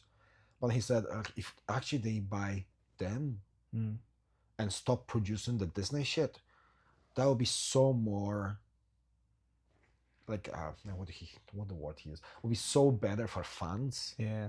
than actually bring new people into it. I know. Because the kids watching Star Wars now, they're not gonna enjoy The New Hope. Yeah, probably not. Be like, oh man, that's shit. I know. Whenever we watched A bit dated. we watched The Hope Yeah. first time, I was like, I know. whoa, Darth Vader was amazing. jeez, how he get that? Whoa! Yeah, And even from I'm 39, Yeah. and we used to be at Crisps with like a plastic pugs Okay. Yeah. from yeah, Star Wars, Yeah. and I will get every 50 of them. Yeah. I spent all of my pocket money. My granny bought me packets just to get those Yeah. 50 pugs for them. Yeah. I I used to collect play them. with this too. I think my uncles would be older than me, and they kind of were all into that. I was only a kid, but they got into all those little like Pog things and Star Wars stuff. We had loads of toys and loads of stuff, and then I think like my mom or my granny just like threw it all out at one point, and I'm like, this is so valuable now. Oh, don't People even. people go crazy for this sort of stuff. I had first time the Pokemon come out, the Pokemon, whatever you want to call it now. The first 151. Yeah, class. I had cards, the fire deck, and I had 2 Charizards. Wow. And You'd be a millionaire now if you had first edition Charizards that you could sell. I had 2 of them in the deck. Yeah. I didn't like the fire deck, Yeah. but I always want this the purple one. Okay. Mewtwo or something, was it? Or? Yes, Mewtwo and the freaking the psychic deck. Okay, yeah. So I always want that. So I Yeah. swap it. And then I was talking to my son and Alex told me the prices for cards. I'm like, oh yeah, crazy. But we could try a buyback today, every day of the week. Yeah. Not Jake Paul, what do you call his Logan Paul? Yeah. He bought like a Charizard for like $1 million or something like that. Crazy, yeah. Motherfucker. I know. I used to collect stickers from Pokemons, Yeah. like from chewing gums, and I Yeah. remember I spent hundreds on it. Yeah, I love all that stuff too. To be fair, I still kind of do. I used to love all that stuff, and then everything just go to the bin. I know, crazy. That's why I collecting all of that. Yeah. I'm stopped throwing any toys, anything. That's Yeah. why it just look like. I stole my boys' Hot Wheels. There's some Hot Wheels like. Yeah, the Batman one. It's pretty cool. Mate, that's Chinese Batman. Or sorry, Japanese Batman. Cool. You can't even find that shit. Yeah. I love that. And you like The Killing Joke. That's a good comic as well. I've read those. So, one of the people who was here look on that. Yeah. Said to me, "Who's that?" And one boy come down. Was either academy or I was in somebody's club, and the child, 11. Yeah. Batman who laughs. How do you know? Like, you do not read heavy metal. That's way out of your pay grade. Like, dude, you're like 11. 11 years old reading comic books like that, which is so gruesome, and like, it's freaky even for adults now. Yeah. And even knowledge of it. Yeah. But it's so many universes, and you like in Star Wars. Is anything else you like except Star Wars? I love, I don't know. I love Star Wars. I love like Batman. I wasn't really into the Marvel sort of stuff. I read Spider-Man when I was a kid. Like, who's your favorite Batman? I mean, it's hard to look past Christian Bale, to be honest, because the Nolan movies were pretty epic. I kind of like Batfleck. I like Ben Affleck. I wish he did more. I mean, Robert Pattinson's Batman in the Batman by Matt Reeves was amazing in that, to be fair. Adam West is super cheesy. Well, you expect that, like, come on, 70s. Yeah, George Clooney with the bat nipples. That was a bit much. You know, he apologized for that. Yeah, probably not surprised. He actually apologized. He said he will never tell his kids he was Batman. You had Val Kilmer. I kind of grew up watching those ones when I was Val younger. Kilmer, I think I've seen it like 7 times in cinema. Yeah. Batman Forever. Yeah. Still listen to music from Batman Forever. Yeah. Two-Face, they cocked it up Two-Face badly. Yeah. Who was it? I was going to say Tommy Lee Jones. Tommy Lee Jones. I was going to say Jack Nicholson. Yeah, Jack Nicholson played Joker. In Batman. Because to me, who was that? Who played that? Michael original? Keaton. Michael Keaton. Yeah, he was good. So to me, Michael Keaton was the Batman. The Batman. Yeah. Because whenever I watch Batman, whenever I started liking Batman, there was Michael Keaton. He was the top dog. The top guy. And then Val Kilmer come down after him. Then George Clooney. Yeah. Was that like, is that George Clooney Batman Forever? Is that one? No, Batman and Robin? Batman and Robin. Yeah. George Clooney was only in one, and Val Kilmer was only in one. Yeah. Val Kilmer wasn't bad. Yeah, I didn't mind that. Yeah, I think they were like maybe a bit cheesy or a bit dated, but whenever Christopher Nolan did his Batman trilogy, Batman Begins, so underrated for a movie. I watched it last week. Everybody obviously loves like Heath Ledger's Joker in The Dark Bane. Knight, and then Bane, Dark Knight Rises. They're like big, more epic blockbusters, but the Batman Begins with Liam Neeson and stuff in it, and Cillian Murphy, it's phenomenal. Great movie. Brilliant. I actually watched it last week. Yeah. And I still have to finish the last one with Bane. It's like that's my movies to go to sleep Yeah. because I watch it so many times. Yeah. And I can't switch off at night time, so I Yeah. have to watch something till I start dozing off. Yeah. So it's either that or roast. What is it now? A roast of Kevin Hart. Okay. Yeah. Seen clips of that. Didn't really watch too much of it. Bit much. That's I'm kind of over American things, to be honest. Like I lived there for a while. I'm just like, it's have to be OTT. yeah, it's just a bit much. Everyone's like just too into politics. Who cares? See, maybe because I grew up here in Northern Ireland, where like politics, people were literally killing each other over it. Yeah. That like you kind of grew up a bit like apolitical, where you're just like, well, whatever, I don't really care. In America, it was just crazy. Everyone was like ready to die on some political hill, whether it was Republicanism, the Democrats. but it's such a fucking bullshit. Yeah, who cares? Yeah. Like, you see all the political stuff, especially in America. Yeah. Like, talking about Kevin Hart and the podcast. Yeah. Sorry, the podcast and the roast. I watched it last night and I actually said to my wife today, I was a wee bit cheesed off. Yeah. Because it's a white host. He was doing brilliant jokes. Yeah. Funny, edgy, but racist. And especially crowd is, I would say, 70-80% black. Right. So like anti-Semitic jokes. And don't take me wrong, to me humor is humor. Yeah. Humor has no gender, humor has no skin color. Yeah. For me, it's something funny. I do Okay. not care if it's a joke about Jews, about Yeah. Palestine, about anything else. It's not political. It's just something funny, edgy, Yeah. but also tasteful. Mm. Some of the jokes he was cracking were just hilarious. You know, Yeah. like breaking the stereotype. Yeah. Nobody laughs because they were black jokes. Yeah. I know. And there was this guy and one of the roasters was a black guy. Start cracking very similar jokes, same tempo, very similar punchlines, and everybody in cackles. It's like, was it good jokes? Yeah. But missing a wee bit. So Yeah. like, oh, it's a brilliant joke, but it's like, Yeah. it could be a wee bit better. Yeah. But everybody laughed because he was black. Yeah. But didn't laugh because the host was white. Mm. Like, that's shit, mate. Yeah. I do believe like roast should be. I was thinking like who you can roast over here, Yeah. because people over here have so much, are so laid back those days. There's. Whenever I arrived here, I never ever bought my mum. Ever. Right. Yeah. See over here the culture. Mm. Your ma. Yeah, I know. Now, especially those days, Yeah. freaking after the pillars. Yeah. Fuck you and your ma. But over here, everybody joking about everything. Yeah. And speaking about humor, I think that's what killed German sense of humor. Right. Like, I was watching loads and loads comedians from Germany. They lost the track of what's funny, what's not funny anymore, because they never have taboo.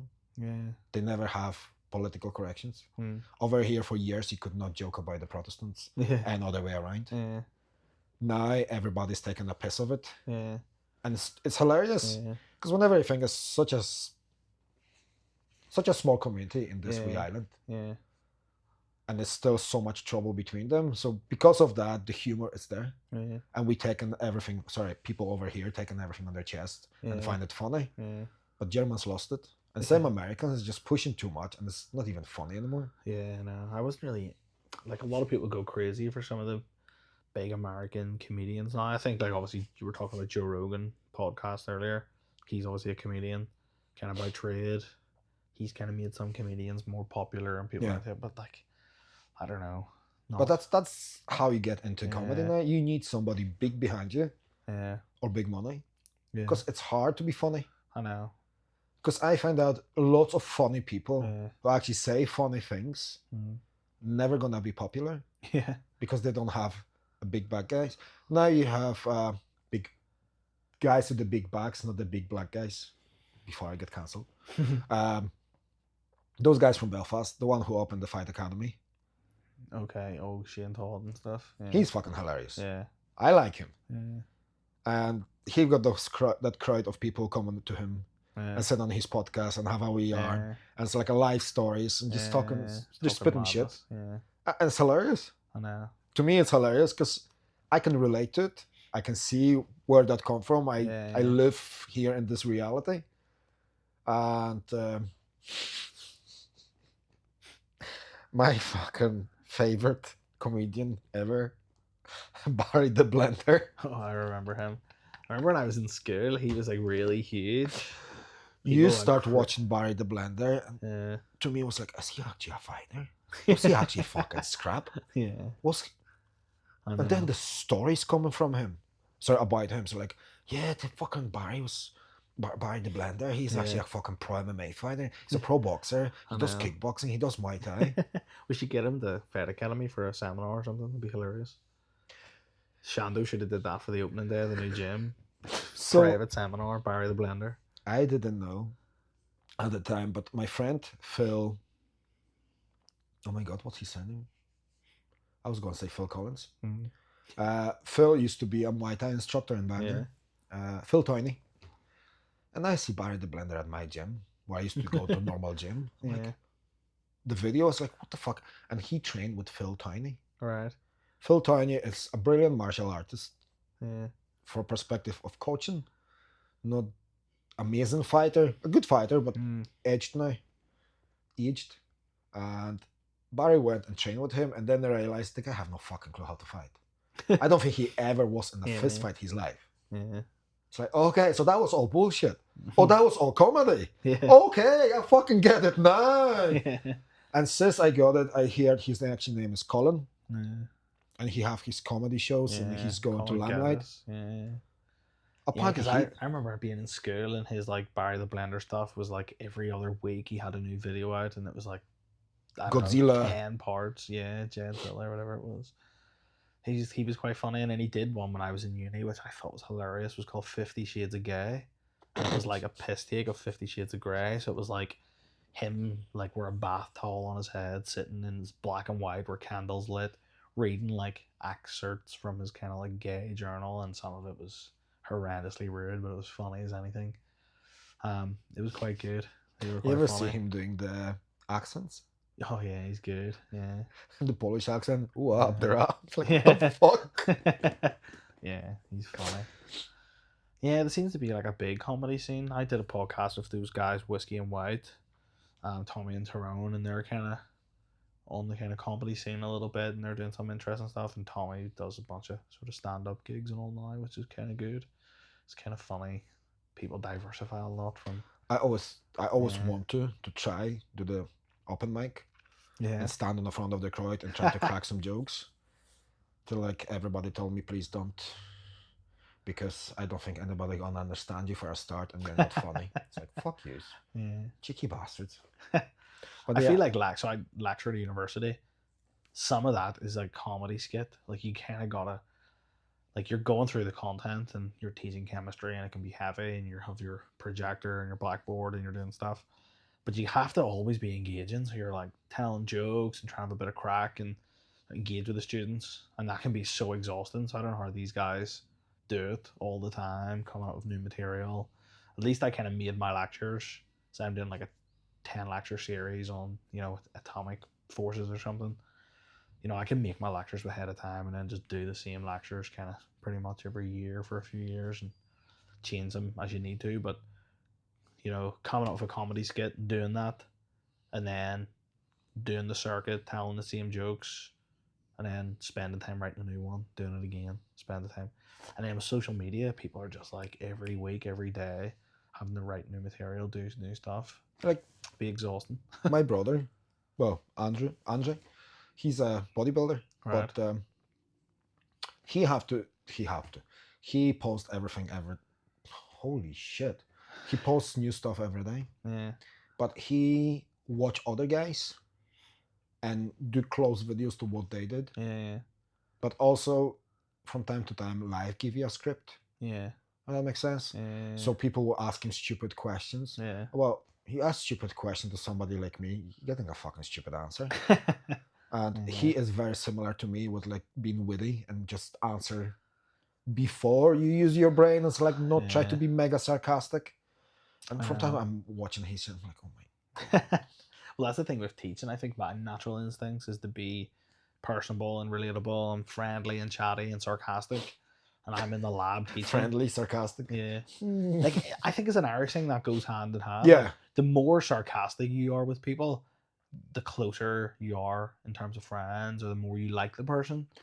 Oh my God. Me and Mark Mandelham. Yeah. I can't even know how to pronounce his surname.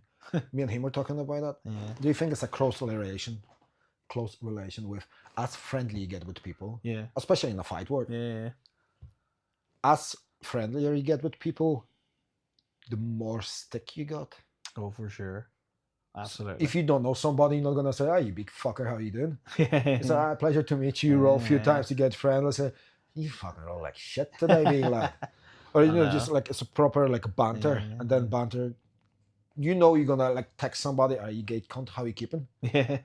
And you know you're gonna get something back, and it's Yeah. just ongoing banter. But Yeah. anything happen, you both know you can count on each other. I know, for sure. Yeah, you need to have people. That's why I love the Fight Academy environment, is that it's like that. You're friendly, bantering away. You know, especially because I've been training there for so long, and all the guys that started at the same time as me, a lot of them are still training. We all still train together, and you have When did you start?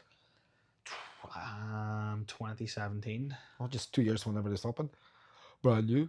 Yeah, was that when it was 2015? Did they open? Yeah, I know I it think was so. always Fight Academy 2015. I think they maybe did things before that, like maybe they weren't the same brand or whatever. But I kind of grew up in that area where, like, I'm from Lagmore, and you've got Poglass and Twinbrook, the Colin area, and Fight Academy was up there, and I kind of grew up, and it was just like all the hard lads from the road that were like the same age as me, maybe a couple of years, were like tough guys fighting at the weekends, partying, drinking, and I was like a wee dorky kid that was like afraid of those guys. Like, get me away from that.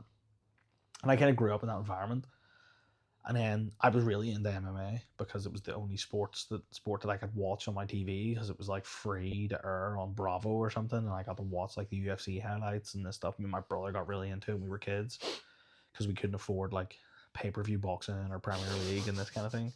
So we kind of always watched MMA, and I loved jiu-jitsu because, like, you know, the lore of like where did the UFC come from, and the Gracies, and how they kind of did these events where they're like, I'm gonna find out what's the best martial art, and I'm gonna, like, just in this obviously early 90s where you come off the back of the 80s and the 70s, which is all Bruce Lee and all this kind of stuff, and all these weird martial arts and different things. And in the Gracies were like, look, we have perfected a skill that if we're going to fight anyone in like street rules, if you know jiu-jitsu, you'll beat a boxer, a kickboxer, a Muay Thai fighter, whatever. And in those early MMA, I guess it's the early days of MMA, jiu-jitsu was just so dominant because people didn't know how to deal with it, deal with The the only wrestling. person who were like wrestling was the only close thing. Yeah, I mean the wrestlers, but at the same time, the wrestlers weren't submitting each other. Yeah. They were just pinning. And so if you had to win a fight, like, the wrestling was good. You get them to the ground, you have a huge advantage, and if you could maybe throw strikes, you Like could Don win. Fry he was prior he was a boxer, and then he went wrestling. Yeah. Him, my favorite, the freaking nutcase, Tank Abbott. Yeah. Oh my god, I used to love that guy.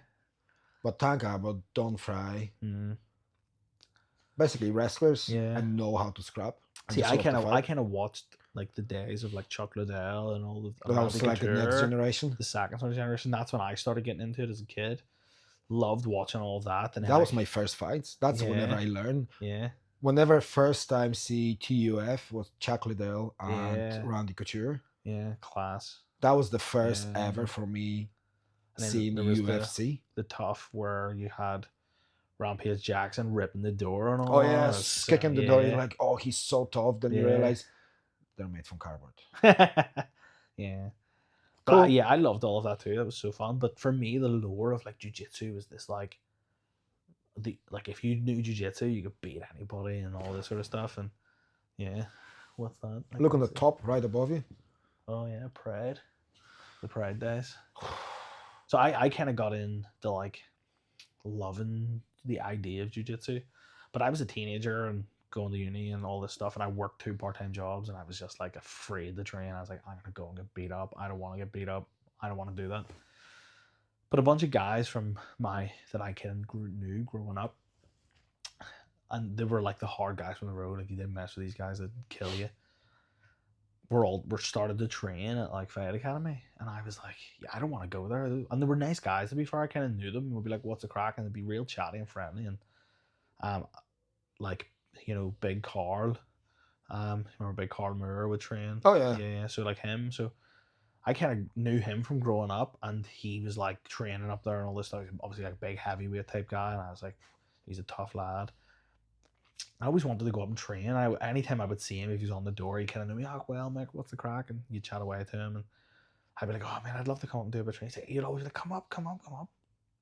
And I just started my PhD, and it was like September time, and got to like Christmas, and I was like, I'm gonna do a New Year's resolution. I'm gonna do it. So I'm begging all my friends, come and train, come and train, come. And You train. need somebody to hold your Needed hand. somebody to hold my hand. I asked everyone I knew. Everyone was like, maybe, yeah. I want to get a bit fitter before I train. Oh fuck off! That's my everyone. That's my biggest nemesis. Yeah. Whenever I hear that, Yeah. oh, I need to get fitter before I go to the gym. So no, man, that's why you go to the gym. Yeah, I know. That's the first law of it. Like, Yeah. you know, you don't cross the road whenever, like, fucking just go. And it doesn't matter. Like, you could be, what do you mean by fit? You're going to go run 5K in 25 minutes? I guarantee. You're going to go for one round, you're fucked. Yeah, you're dead. Like, it's a different thing. And unless you're doing jiu-jitsu or grappling, like, you don't have the engine for that unless you're doing it. You know what I mean? You just remember first lesson. So it was about this time, about May time, where I was kind of coming to the end of my sort of first academic year as a PhD student, and I seen Big Carl in Boucher Road, and he was like coming out of like a sports shop or something, and I was like, oh, what's the crack? And he maybe had a fight coming up, and so I was talking to him about, and he was like, it was a Monday, and he was like, why don't you come up tonight, training tonight? And I was like, maybe. And he's like, just text Shando on Facebook or Instagram or something and say you want to come up, do a free trial type of thing or something. So I just sent Shando a message. Here, mate, that was chatting to Carl, and he said I'd come up and train. Shando was like, absolutely, mate, no problem, come up, whatever you want. And That's I was like, for you, big I chunks. know, and I just said, look, like, is there a free trial? And he was like, yeah, like they don't really have, you know, like that kind of. But he was so accommodating, and they're like, yeah, you want to just come and do a week of classes to see what you think, and then come up. And I was like, all right, sweet.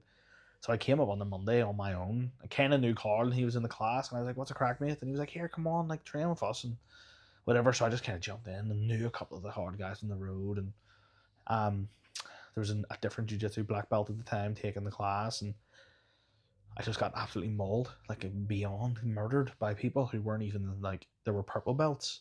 So Kent blows my mind now that I'm a brown belt, which is above purple, and the purple belts 10 years ago were murdering me. And I'm just like, that's such a weird thing, because at the time, as a white belt, just starting day one, like being a purple belt was like, wow. Like blue belts were good, and imagine That's being why a I blue love belt. to be a white belt. And then a purple belt, I was like, that's crazy. Thought it was so cool. Some girl was like 5 foot, small, 125 pounds or something, absolutely manhandled me, strangled me, tapped me out about 10 times. I was in the bin being sick after the first class. And there was just something about it that I came away. Maybe it was like the scientist in me, that it was like problem solving. I need to understand it. Yeah, I need to understand that. Like, how was she able to do that? How does that work? How does this sport work? And I just got like so addicted to it. And that was it. I just started training then, kind of different iterations of class. I trained there for about 2 years, but I was kind of like a 1 day a week guy to show up on a Monday and train. That was kind of me. Showed up and trained. That was fun. Didn't mind. And then kind of COVID happened. So whenever COVID happened, I was writing my thesis up. I just finished my PhD. So I kind of spent lockdown writing my thesis, publishing some papers, this sort of thing. And then whenever the lockdown sort of stopped, I was getting married and everything. So I really didn't train for about maybe 2 years. And then I kind of came back in maybe around about May time of 2021, and I was getting married in June and moving to America in August. So I did a few months of training. Was absolutely like not a nobody, but you know, like, you kind of, people knew who were, there's Mac the doctor, blah blah blah. And I just kind of did the beginner stuff, and that was fine. I definitely wasn't part of the inner circle or anything like that, or the kind of pros or training with those guys at all. And then I went to Texas, and when I went to Texas, I just bullshitted that I was a blue belt and that I wanted to train the B team, because they didn't let you train if you're a white belt. And I just started training there and just spoofed them, and they were like, thought this was kind of funny. And so I trained with those guys for like a year and a half or something. So you bullshit your way into the B team, not having a blue belt. Pretty much. But in my head, it was like, we didn't really have belts and gi and all that sort of stuff at that time at Fight Academy. And then when Pat was taking the classes and all that sort of stuff, it was like, if you were training like 2-3+ years, you were kind of a blue belt. And if you were doing competition, you might go at blue belt level just to kind of see. And so that's where I kind of felt maybe I definitely wasn't good enough to be a blue belt, but that's kind of where I was at. So I started training the B team, and that was sort of it. And those guys were like, you're definitely not a blue belt. but they thought it was hilarious that I was just spoofing that I was a blue belt so I could train there. And you can imagine like the Craig Jones kind of like mentality of like, this guy's hilarious. Who is he? Yeah, you can train here, it's fine. I'm gonna fuck you up just for fun. Yeah, so then I ended up getting my blue belt there and stuff, and that was kind of really cool. And You might just start the trend. Yeah, just fake it till you make it. That was kind of 100%. But I think for me, I kind of got in, and like I don't think I probably didn't sub anyone in jiu-jitsu for 3-4 years. Like I was just getting murdered every day, every time I trained, murdered. And then when I was a B team, that's when I really started training multiple days a week. I think that was the difference for me. I went from being like a 1 day a week kind of just keep fit type guy to like coming and being serious about trying to learn, having a program. And there was some black, like I didn't know who these guys were. I wasn't really into jiu-jitsu culture. I knew who Craig Jones was and Nicky Rod and stuff, but there was loads of black belts at this gym that were like competing at the high level that I had no idea who they were. And there's a guy, Rob Diggle, I don't know if you've ever came across him. He's like I think he's like won the most matches in grappling industry's history or something, because he just competes all the time. Really high level black belt, super good guy. Logan to be.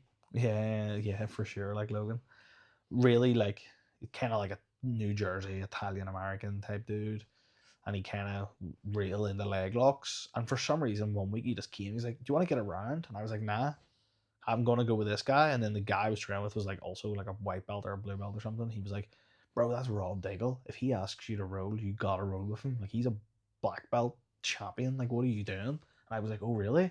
So I kind of run over. I was like, "Oh yeah, Rob, let's get a round then." So we had this like really fun round, and I was like, I'm the type of guy that's not going to maybe go super spazzy or hard or try to go like go, all guns blazing.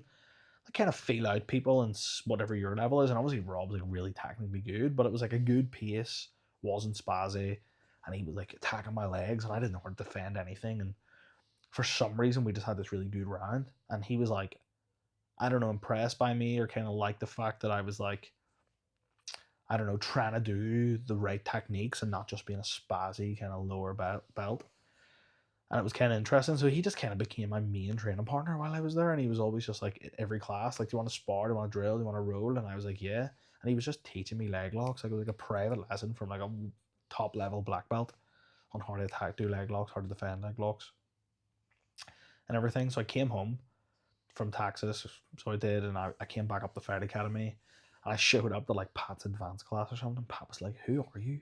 What are you doing here?" And I was like, I'm just going to train, like training in America. And Pat was like, "All right, sweet, come on in, train." And then he was like, Big Patty, Big Kyle, all these big heavyweight guys. Who's this guy? When was that? When did this happen? Like maybe 2022 or something? 4 years ago. And obviously Pat, top level guy, well rounded in every area of jiu-jitsu. But maybe at that time, the leg lock game at the lower levels wasn't really developed, and I had a decent leg lock game. And the only other person that I knew that did leg locks was Sturdy, right? And I remember, Scotch. yeah. So I came up, and I remember like Pat definitely said to them, "Put it on him," because all these big guys were coming over. Let's get around, mate. But I heel hooked them also. I did in my rolls with them. Now, they were all over me, way more athletic, stronger than me, putting it on me. But if I could kind of get underneath them and invert and maybe get in and attack a leg lock, I was giving them problems. And Pat was kind of like looking like, who is this guy? What's going on? And then I had a run with Pat. And then to be fair, Pat was trying to put it on me, and I was doing like little bullshit escapes. And if you're ever up training, sometimes Pat always talks about it. Like 2 good escapes I can do is this jailbreak, but I'm also really good at kipping. So if someone's in mount, I can do a really good kip escape. And like, I love it anytime he's talking about kipping. He's like, "Mick, one of the best kippers here." And I'm like, that's the only thing I'm good at. It comes from Pat, so it means something. But we and him had a really good round. And I feel like there was a moment where I was like, okay, he kind of earned his respect a little bit. And he was like, yeah, train up here with these guys. And then I felt like I was kind of, had a good guard. Again. Is that a good thing? Maybe. I don't know. I feel like... Does that mean he's going to put more on you? Yeah, but I think that's what makes you better. No. Because there's a lot of guys, so if you come to like a Monday night, we have the beginners.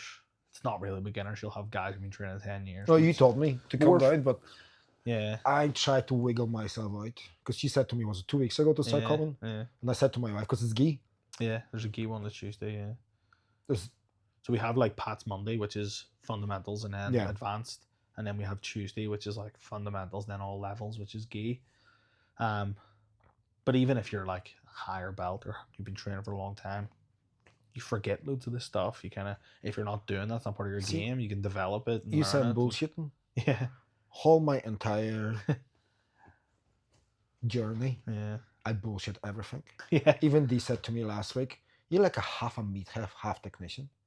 You're doing half the stuff with technique and half the stuff with just meathead mentality. Yeah, Just go pure strength.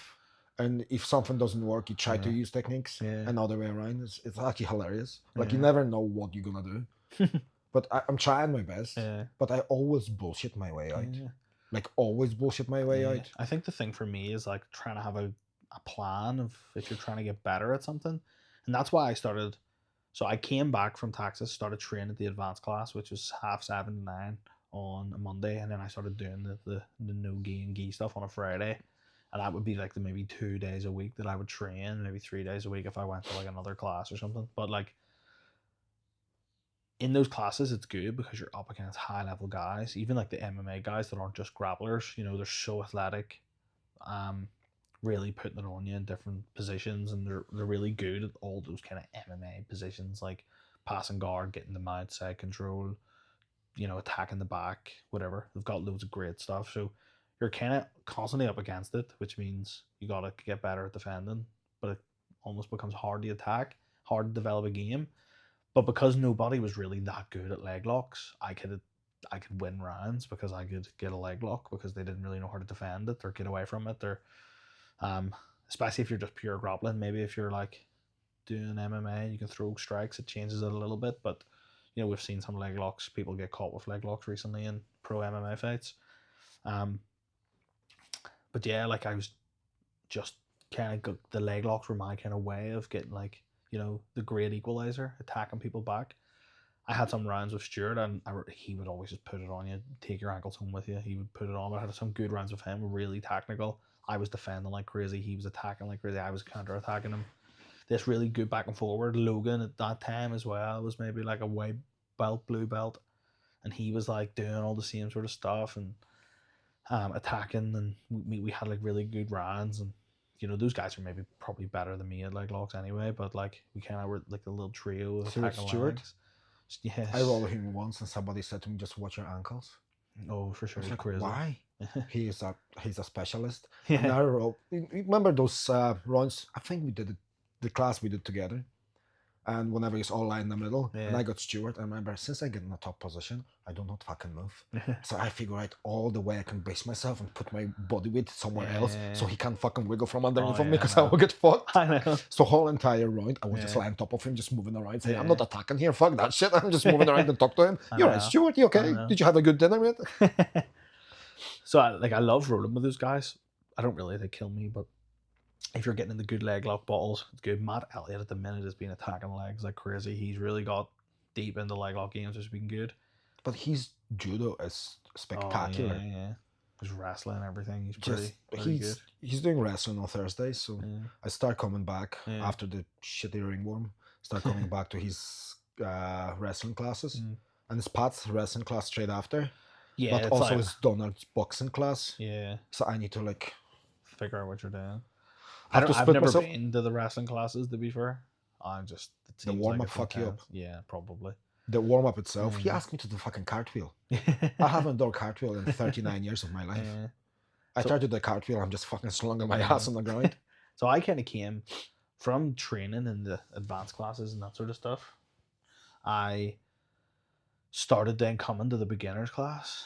Beginners, it's not really beginners. Fundamentals class. You're doing more fundamental techniques.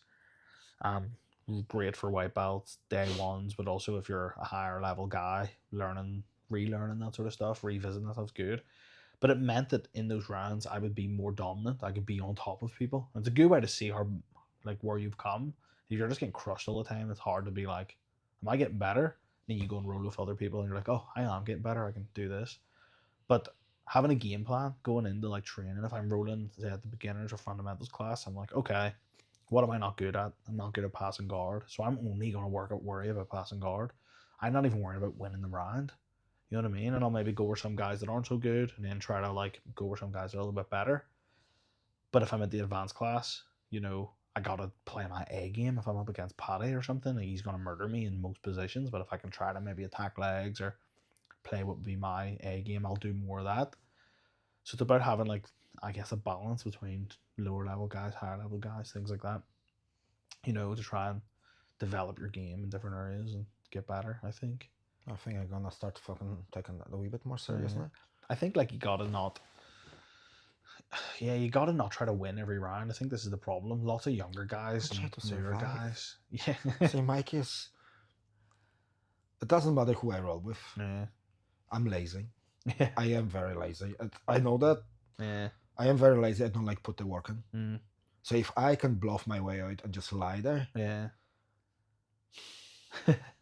I will do it. Yeah. And I was rolling with James, I think. And Pat started walking past. I see him with the angle of my eyes. I start moving. Yeah. And Pat walked past. I'm going to start walking closer to you. Because every time he walked past, I start doing something. Yeah. I'm just lazy. I'm generally lazy because you saw my house. You see my household. It's hectic. Now it's only one child in the house. The rest is in school. Right. I have 6 kids in the house. Yeah. So I'm always on the go. Like, I still have to go to work today. Yeah. And if I find time, like, I'm after training already today. Yeah. So, like, if I find to train, I'm mostly, like, half dead. Yeah. But I have no excuse. Yeah. Because I know guys, like Pierce. Pierce have 4 kids himself. Full-blown business. Trains. Yeah. You've got wife. You've got uni. Yeah. You do shitloads of stuff. You're doing your grappling as well. Yeah. And you still put effort in. I think I'm just lazy. Just let's face it. I don't know. I think we're all a little bit lazy. I think for me, it's easy to kind of just default to, oh, I'm good at leg locks and I'll just lie here and get good on it. Especially the better you get, the more technical you get. The more technical you get, the less energy you have to expend to win. Like, they freak me out. And Logan laughs. Yeah. Because I said to Logan about that, and Pat come down and see my bald head.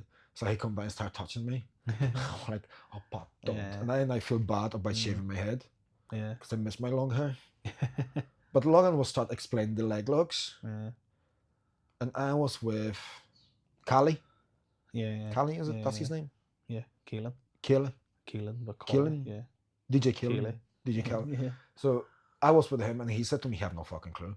And we tried to figure out, to me it's a dark magic. Yeah. It's literally freaking Harry Potter nonsense. I got no idea. Plus I still try to muscle my way out of it. Yeah. So in my head, if I turn this way, okay, my leg not gonna get twisted. But also I give you better position. I'm like, no, it's just mind blowing. Yeah. Just stick to the smash jitsu and just try to stay on top. Stay on top and win the round. That's it. Sorry, don't win the round. Survive the round. They go against like Christian guys. Yeah. Who can easily bench press you up. Yeah.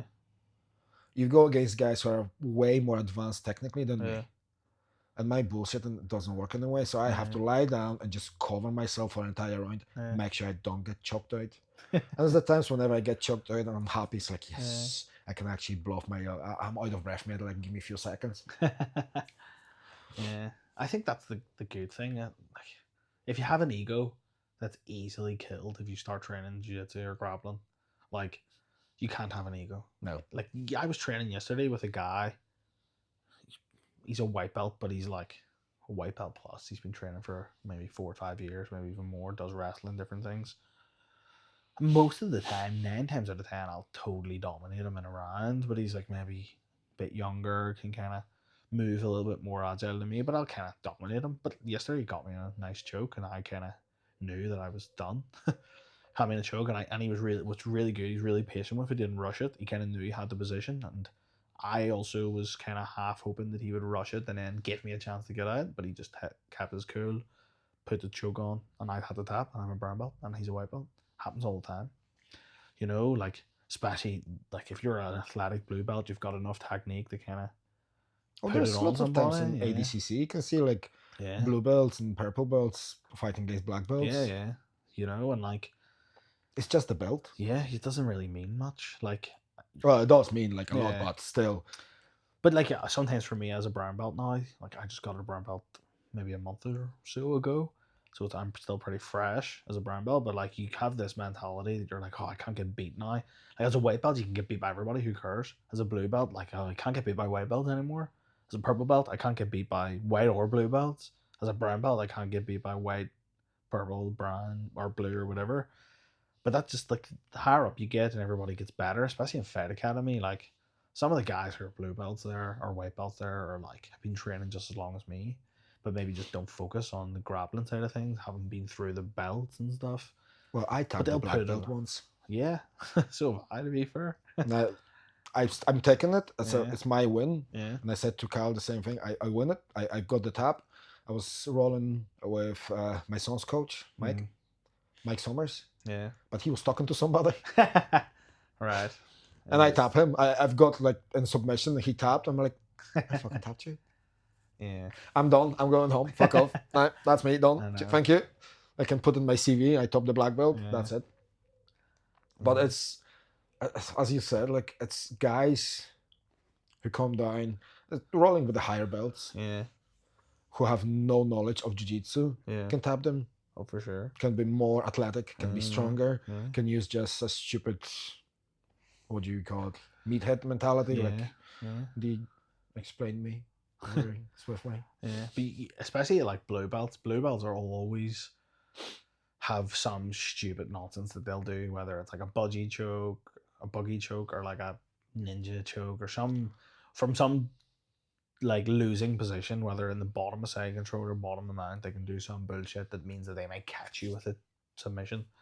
Like Craig John stuff. Yeah, like every blue belt has some nonsense like that, and if you're not sharp to it or cute to it, they're gonna catch you, and you might be I in don't even know trouble. what the fucking buggy choke is. I saw it Bullshit. some of that. I just can't figure out it. Like, Yeah, it is weird, to be fair. Like I can kind of do it, but like if I try to do it in pat, like I'm never submitting them in a million years with it. But if I maybe do it on someone that's much lower level than pat, I can make it enough of a threat that they react, and then their reaction means I can maybe get out of the side control or do something. Using things like that in those circumstances, I think is fine. But if your whole game is like, oh, I'm gonna let the guy mount me because I can do an Ezekiel choke from bottom mount, you're like, bro, as soon as you can't do that anymore, when they know that's all you want, you're just gonna lose every round. yeah. And again, like you're saying about being lazy, I think we all go through that phase where we're like, I know one or two submissions that I can get people with, and I'm just gonna try to do that, and that's it. That's all I'm gonna try and do. But I think if you want to like push on to the higher levels, you gotta like start putting yourself in the uncomfortable positions. Like if you're That's my like whole me, entire life. I'm a bottom game player. I love being bottom of the guard, keeping the guard, attacking the legs, this sort of stuff. That's what they said about me. Yeah. He said, you're the first big guy I saw actually pulling guard all the time. Like, yeah, because I don't like being top. I don't like to work. Yeah, and so, but now if I'm rolling with people, I'm like, oh, I want to like be more on top, be more dominant, work passing, get better guard passing, better pins and side control. All the stuff Pat's been doing at the minute about pinning the arm, all this stuff's been class, you know, helping me a lot. And if I go to the lower level classes, I'll maybe roll with lower level guys, and it'll be much easier to try it and see what works and what doesn't work than if I'm rolling with Big Patty or Stuart or Logan or Pat or whoever. That's kind of difficult to control. Those guys are going to come at you. So you kind of have to have both. You got to train hard with better people, and you also got to train well with lower level people and be a good training partner. Sometimes it's about like, if I'm rolling with a white belt and I've submitted him 4 times in a round, like, why does it matter if I submit him 5, 6, 7 times? Like, let's just let them do something. Like, Yeah. what are you trying to do? Is he just trying to pass my guard? Well, I'll just play guard for a few minutes, let him do something. See what he's trying to work on something too. He's trying to get better, and that's how we kind of support each other and do that sort of stuff, I think. That's why I laughed first time I rolled with Pat. I think he just get bored. Yeah. Because Yeah. I can't remember exactly, but it was like a few seconds he was on the top of me, tapped me out, stand ups, and walk away. Yeah. And just said to roll with Big Dave. I'm like, okay. It's like, what the fuck he did that just? What's happened? It was my first class. Yeah. I come down to his first class, and I says, I don't supposed to be here. Then you see Reese McKee in the corner. And I see freaking Paul Hughes, they're doing something. And Big Dave sit there. I'm like, I knew Dave because my wife and his wife are friends. Okay. It's like, I see a few times in the barbecue, stuck a wee bit. So I was rolling with him. Then Pat come down and roll with me. So I go back to Big Dave. I'm like, I shouldn't be here. It's not my leg, mate. I'm a Sunday school. That's like a freaking full uni going on here. Like, Yeah. wrong place, Conrad. You go back to Yeah. Sunday school. But I think that's, I mean, Fight Academy has everything for all Yeah. levels, I think, which has been good. And it's such a great supportive environment, you know. Um, if you were watching this wanting to train, like just show up, just you'd be welcomed like that. You know what I mean? Like was just a nobody, not athletic at all, had no training whatsoever. And within like a few weeks or months of showing up, people know who you are. Like it's a small community. You're friends with everybody right away. You know, if you're not coming to training, it's like, where are you, bro? Haven't seen you in a while. What's up? Kind of getting everybody in. And remember that main thing. Like, Yeah. whenever you walked in, just leave the ego there. Yeah. Still I've seen it so many times where people show up who think they're tough guys. I rode with a guy one time, and it was so funny. One of my favorite memories. And I think he went with Stuart first, and Stuart probably tapped him out like 20 times, just absolutely put it on this guy. It was like maybe his first week of training, but he hit bit like a tough guy. I'm gonna give it to people here. And then he went with me, and I'm just like this bald, fat kind of guy on the mat. Like, oh, I'll go with this guy. He surely can't do anything. And again, I subbed him loads of times. And after the round, I was just like, how you feeling, bro? And he was like, mate, I thought I could fight till I came here. And I was like, yep. Everybody says the same thing.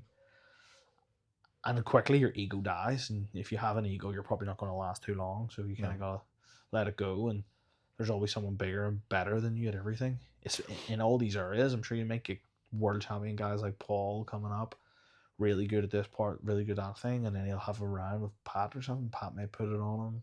You might have Reese coming in doing the same type of thing. You know, I remember coming up, Reese was up training, and Pat was like, right, Reese, you go with Michael. And I was like, I don't want to go with Reese. Guys fights in the UFC. I'm going to get murdered. And Pat just said to me, just play bottom and don't let him pass your guard. That's it. That's all you're supposed to do. And the whole round, I was just trying to play guard, keep guard, keep guard. And for the whole round, he was like struggling to pass and different things. And I was like, all right, okay, that was good. Like, whatever. And then this was like week 1 of his fight camp. See, by week 10 or week 11 of his fight camp, he was just absolutely murdering me. I was like, what is this level? Like, the level some of those boys can come to. But like, even just being an amateur hobbyist guy, like you're still part of the guys' fight camp, part of the team, which I think is really cool. And these guys are going on to win world titles, going on to have these big fights, big professional careers. And you're just a little pawn in the puzzle, which I think you're part of this bigger thing, which is supporting everybody and doing everything. And it's one of the unique environments I think for me that you have that, which I think class, like that world champion mindset, that kind of supportive environment where it's like, you want to be a world champion, okay, like no one laughs at that. I remember I was like, I'm a scientist, and people are like, well what's my world title as a scientist? A Nobel Prize. Like I remember having an interview one time in university, and they were like, well, what do you want to do? And I was like, I want to win a Nobel Prize. And they all laughed in the interview, like, haha, like that's funny, tell us another one. And I was like, I'm serious. Like if I'm not trying to win a Nobel Prize, what's the point? Like obviously I'm trying to do research, I'm trying to discover new things, I'm trying to help people, developing new medicines, new things, sustainable things, help the planet, all this sort of stuff. Anything for joints? Not yet. Get some of those peptides maybe. Don't even. But I remember chatting to Pat. Me and Pat had a good conversation after class one day, and he was like, "You're a scientist," and we were sort of chatting. And I was like, "Yeah," and he was like, "I was telling him about the research that I did and teaching in university and all those things," and I was just like, like I want to win a Nobel Prize, like that's my world title. And the Pat was just like, cool. He didn't laugh. He was like, yep. There's nothing to laugh about, like. Yeah, but like you don't get that anywhere else. Like you go, you're in work, friends, family, different environments, different things, and you tell people like, I'm gonna be the best in the world at something. Like if people just go, no, you're not. Like who do you think you are? Who are you kidding? But if you're in Fight Academy and you tell them you're a scientist like me, I'm gonna win a Nobel Prize. You're a podcaster. You're gonna have the #1 podcast in the world. You're, a PT, and you're gonna do this. You're gonna do that. I'm gonna write a book. I'm gonna like Carl become a PT. He's coaching the world champions. Yeah.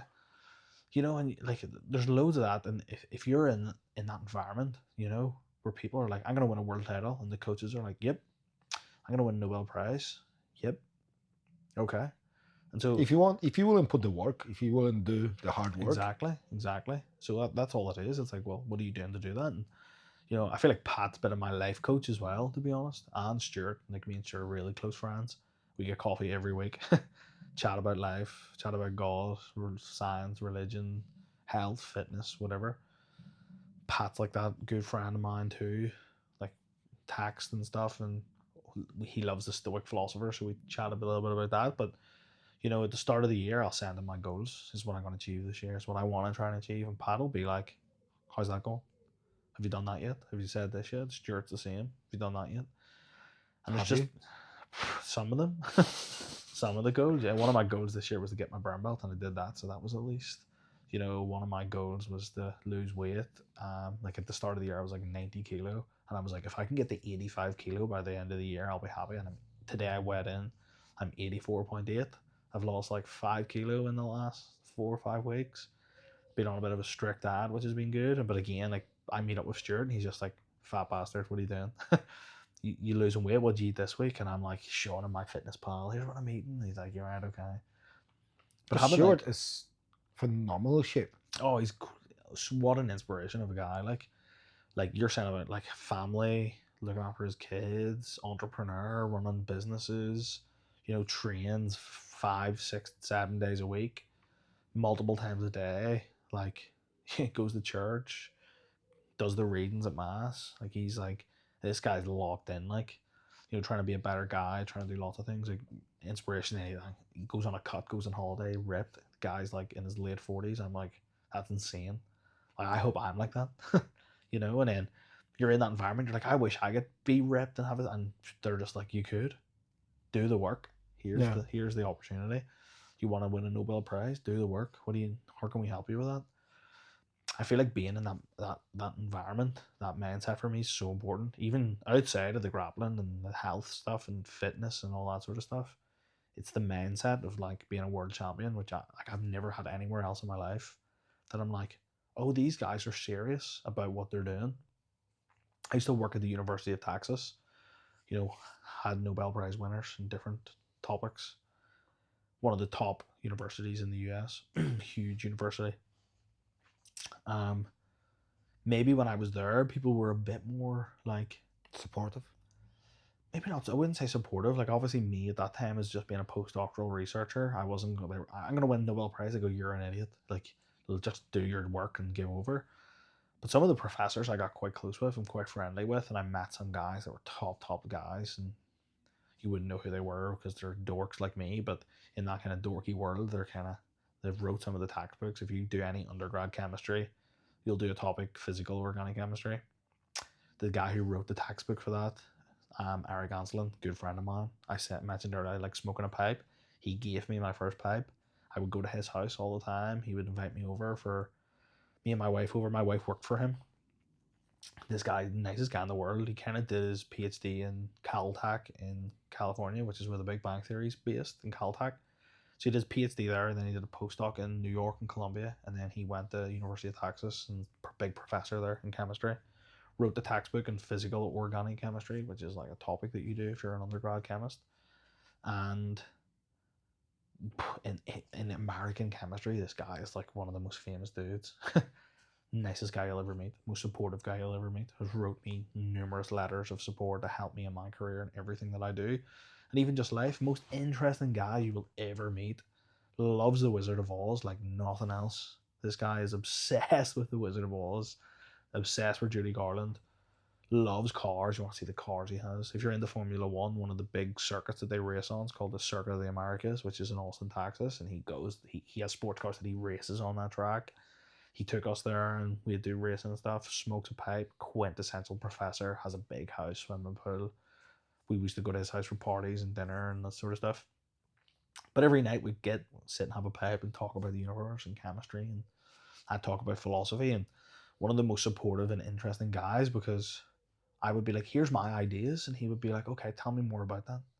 Whereas sometimes like other professors would be like, just do what you're told. Do the work, this is what I need you to do for the job. But he was like really encouraging of like being creative, thinking outside the box. How can you apply what you're interested in? Like I'm interested in philosophy. Well, how can you think more philosophically about the world's problems, and can you solve those problems then using the science that you're trained in and skilled in? So I was kind of doing all of that sort of stuff, which was cool. He's really like a really great mentor and kind of helping push that. Um, really interesting dude. I think he's probably retiring in the next few years. He's like in maybe 65, 66 now. That's still young though. Yeah. We went to his house last year. He had a conference, a party, and like this probably cost like $50,000-$60,000. This party that he had invited everyone who ever worked for him ever in the university. There was 150 people here, flew in from all around the world to be at his birthday party, because that's just the type of guy is. He's that nice that everyone's like, yep, I'll be there. He put on a full buffet dinner, all free. Had a cocktail bar, people making cocktails, all free. Had a swimming pool. We had games. We were playing like blood polo, which is basically water polo with no rules. Loads of competition, loads of games, smoking pipes and cigars, chatting to people. But he did it as like a conference. So my wife was giving a talk on the research that she does. She's also a chemist. And this kind of networking event, but it was just like the coolest experience being in Texas, being with him. Nicest guy ever, so supportive. Yeah, and then relating back to Fight Academy, that kind of same world champion mindset. I want to do something different. I want to be the best at whatever I'm doing. And a lot of people don't have that or don't get that, I think, in their life. And I think you kind of need that a little bit. Push yourself a bit more, a bit harder. You know, I'm sure you probably have that too. What do you think? No. No. Me and my wife talking about it. She said, like, what's your life goal? Yeah. So I achieve everything I need to achieve. Yeah. You said about the purpose prior. I said my purpose. I think my purpose is just being a father. Yeah. I mean, that's one of life's greatest purposes. I knew, like I said to my wife, I believe like I've been put on this earth just to be a perfect dad, the best dad I can be. Yeah. And that's what I'm trying to do. I try to teach my kids the good values. I try to just be the best dad I can possibly be. Yeah. I said, like, if my kids tomorrow come down and say, I love jiu-jitsu and I love fighting, I love violence. Yeah. And I said, if they come down and says, Dad, you don't spend enough time with us, can you stop fighting? So, cool. Yeah. I can just go tomorrow and say, Liam, sorry, Chando, I'm out. Yeah. I wouldn't have two fiddles to stop it. Yeah. Because to me, kids are everything. Yeah, for sure. But except that, nothing drives me in life more than my kids. Yeah. It's just that seeing them change and develop everything they do and how much impact I can have on it. Yeah. 100%. Supporting those guys. Yeah. But you would have that same mentality if your kids came to you and said, I want to be world champion or I want to be a Nobel Prize winner. You'd probably do everything you could to support them. You know what I mean? Like I still want my kids to like understand how to be a man. So whenever I arrived to family, because me and my wife met whenever she had her two wee ones. Alex, it's my wife's son, but to me it's a son as well. So I said, like, whenever boys, so have 3 boys, 3 girls, boys leaving this house, they need to know how to drive the car. Yeah. They need to know how to put the shelf on the wall. They need to know how to cut the grass. For sure. And just like, not even manly stuff, just from in my head, whatever my dad didn't show me, I want them to know. Yeah. So I said, girls are like, are you going to teach us how to drive the car? And fair play. Emily is the best driver with Austin. Yeah. Emily's the oldest daughter and Austin is the youngest son. They will drive the most. So whenever I was 7, I could jump at any car, move the seat and drive on my own. Yeah. Because my dad showed me a really shitty way how to drive the car. Like the simplest way possible. That's how you're using that. Sit beside me whenever I start, say, okay, up you go, and was driving around the forest. I said, I want you to understand it, so girls learning. I said, boys, you need to understand violence. You don't have to be violent. You don't have to be me. I don't want you to be me, because I make my mistakes. I learn on my mistakes. Well, it's more of a life lessons. But I want you to understand violence. That people there might be evil, and you know how to protect yourselves and your loved ones. For sure. So Austin doing jiu-jitsu, Gabby and Alex doing boxing, but also Gabby does rugby. Cool. He loves rugby. So we go into the matches and support him. I want them to understand how much of a physical aspect of their body as important as the Yeah. mind as well. Yeah. So if you're physically strong and physically not, you don't have to be a grade A athlete, Yeah. but if you're athletic enough to, do 10 pull-ups, Yeah. hammer 10 push-ups right away, like Yeah. on the spot, how important that is for your Yeah. mind to function Yeah. properly as well. I think I was similar growing up. Like my dad was a tough guy, but also like a very good man. My dad passed away a few years ago of cancer. That's why I came back from Texas. But he very like strong willed, tough dude, hard man from that kind of area that I grew up, well respected, but also a good man, a faithful man, good husband, good father, all these types of things. That was one of the reasons I kind of got into jiu-jitsu because I was always a little bit soft. You know what I mean? I was like, smart. I was intelligent. My dad was super proud of me for like doing all of those things, being in the religion of faith, being a scientist, get my doctorate degree, all of this sort of stuff, being successful. But part of me, because my dad was a hard guy, I was like, I gotta be a hard man as well. And so that's one of the reasons I started training the Fight Academy, because I was like, I want my dad to respect me a little bit for being tough, like. But I think one of the things he taught me along the way was like, my dad was a hard guy, but he was like never violent or anything, but he could be if he wanted to Yeah. be. And this was the thing. It was like, well, what does it mean to be a good person? You have to know how to be a bad person to be a good person. Yeah. You know what I mean? And so if you don't have it in you to be violent or mean or bad or whatever, you're not good. You're just passive. Yeah. You know what I mean? And so in order to like, this is like the dichotomy of like the warrior and the garden. Like you look at you're talking about Japanese culture earlier, like the samurai always like fought, sharpened their blade, done all of these things, tough men, but also had a garden and they would do their garden, and it was like this peaceful process. So you kind of have to have both, which is like a more of an Eastern philosophy. Yin yang. Yeah, having this like two sides is kind of moving within you, that you're like, able to be tough, but also tend the garden. And I've kind of been, me and my wife bought a house a few years ago, and this summer really we've kind of got around to like clearing out the backyard and fixing the grass and this sort of stuff. I've kind of been in that kind of mindset of like the chill, the zen of just like in a garden, tending to the See, I garden. can't. I enjoy cutting stuff. Yeah. I enjoy the trimming bushes, Yeah. cutting grass. So it's kind of destruction. But you But learn that's- so many great values in terms of like discipline, doing things well. Like that I think that's what's important. It's not about being successful. It's about doing something well, and not even being like doing it, being good at it or whatever. But You're just what's doing me? your best What's me at being it. successful? Yeah. See, that's always baffles me. What's me being successful? So, me and Emily were talking about it, and she started talking about money. Mm. Well, how much you earn, how much you earn. It's like, it's not about how much I earn. Yeah. Think this way: if I want to, I can go back to my engineering job, which is so well paid. Yeah. It's a brilliant money in it, Yeah. but you will never see me. Yeah. I've got my jobs. I got stuff I do. Yeah. You have food on your table, you have roof above your head, you have 2 cars, you enjoy your holidays, you're doing X, Y, and Z, and you still have 2 parents in the house. Yeah. You still have me and mom, Yeah. and we still go on trips, we're doing X, Y, and Z. Yeah. That's value to me. Yeah. That's how I believe I'm successful, Yeah. of having use and having that value of life Yeah. and family life. Well, I think that's one of the greatest problems is people think success now is financial success, but it's not. Money doesn't buy shit. Yeah. Yeah, it helps. Yeah. It's helped to have money and have Yeah. that, it's easier to be happy Mm. if you have money. Yeah. That makes sense. Well, I know, like I'm the same. Like I obviously have a doctorate in chemistry. I went to Texas. And my salary at the university, obviously universities are notoriously paid way less than industry.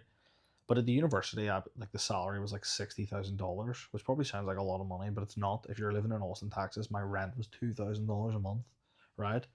$60,000 is tight living in America.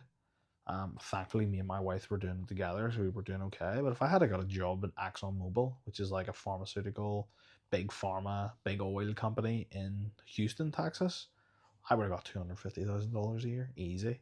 You know what I mean?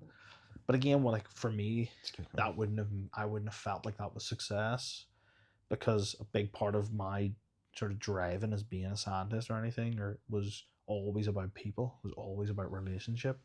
How can I have relationships with people? How can I inspire people to be better? You know, especially young people. Like I work with obviously a lot of students, like 18, 21, maybe PhD students who are like 21 to 25. But like, how can you support them? How can you like encourage them to come out of their shell, become adults? How can they like Doing something with meaning. doing something with meaning, with purpose, and how can you inspire people? And so there's this pastoral side to the academia, the university, that I love, and so that like I can never give that up to go to industry.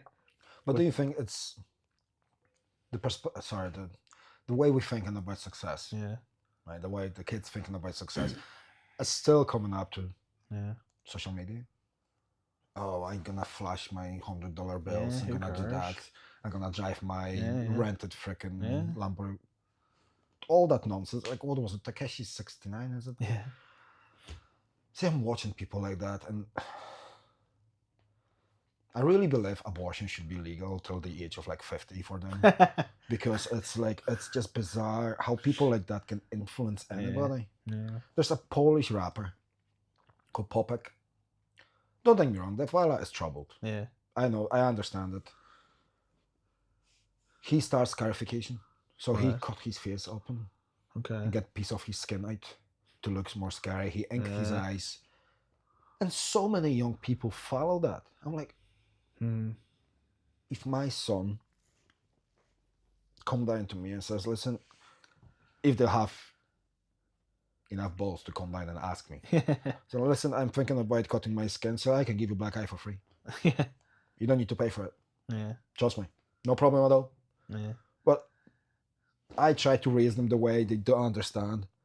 That's just pure stupidity. yeah, Because people who follow that yeah, either lack something or just rebel to the point yeah, at one stage in their life. Like, don't take me wrong, me and my wife are covered in tattoos. Yep. We both love ink. okay, And it's gotcha. You know, like it's random stuff. So our kids seen it. yeah, And I will say, if you don't have any tattoos, don't get any. yeah, I will not promote you getting ink on you yeah, because it's for me. I like it. yeah, But if I have a choice of not do them at all, I Yeah. wouldn't. okay, As much as I enjoy having my tattoos, Yeah. the way I look, if I wouldn't do it the first one, yeah, I wouldn't follow through and get Yeah. all of it done. okay, I don't regret it, yeah, but I might to choose different life. yeah, So I keep saying the same stuff to my kids. And I say, if you see something on TikTok as, I don't know, people go to the McDonald's buying 100 cheeseburgers and start feeding the less fortunate in life, like Yeah. homeless people, it's not because they're good-hearted. It's because they want you to watch it and like it. yeah, Because if you want to do it, you don't post it on social media. for sure, You don't go out and put the camera in front of you. Can I get 100 cheeseburgers, please? yeah, I'm gonna feed the homeless people. No, you're not gonna fucking do it. yeah, You're gonna do it from good of your heart, not I because of know. that. But there's people who doing that stuff. Mm. It's a nice thing to do, but also you know why they're doing that. What's the purpose of it? And you have guys who doing absolutely ludicrous, stupid shit, yeah, and people follow that. yeah. I know we live in a weird culture and a weird society where we have too much access to information. You know what I mean? We can just And not enough. Google. Yeah. Where do you know what the Dunning-Kruger effect is? You ever heard of this? No. So it's like it's a scale of like X and Y, okay? Mhm. Where it's like how confident you are versus how much you know. So knowledge is the one axis and confidence is the other axis. 100%. If you know shit, you're confident as shit. Yeah, so it's like it goes like this where you know nothing, so you're not confident, but then you know a little bit and you're super confident. And they call this the peak of mind stupid. But then the more you know, the less confident you get Yeah. because you realize there's so much that you don't know. And then you start to get more confident the more you know, and this is like the slope of enlightenment. And so many people live at the peak of mind stupid, where they're like, they know enough to think they know everything, but they don't know enough to know that they know nothing. It's basically is YouTube smart Yeah. or Instagram smart. Yeah. You see something on YouTube, it's like, oh, that's fact check it. Yeah, That's yeah, 100%. That's yeah. true.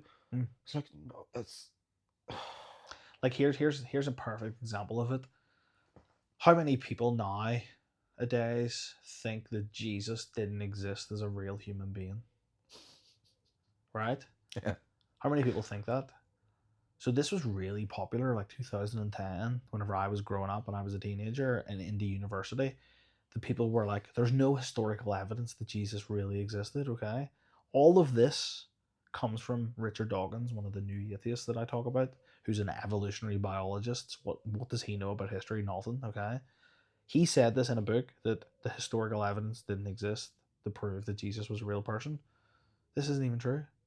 Zero sources, zero evidence, and in fact, all of the historical scholars would argue that they're unified that absolutely with as much historical certainty that you could ever have.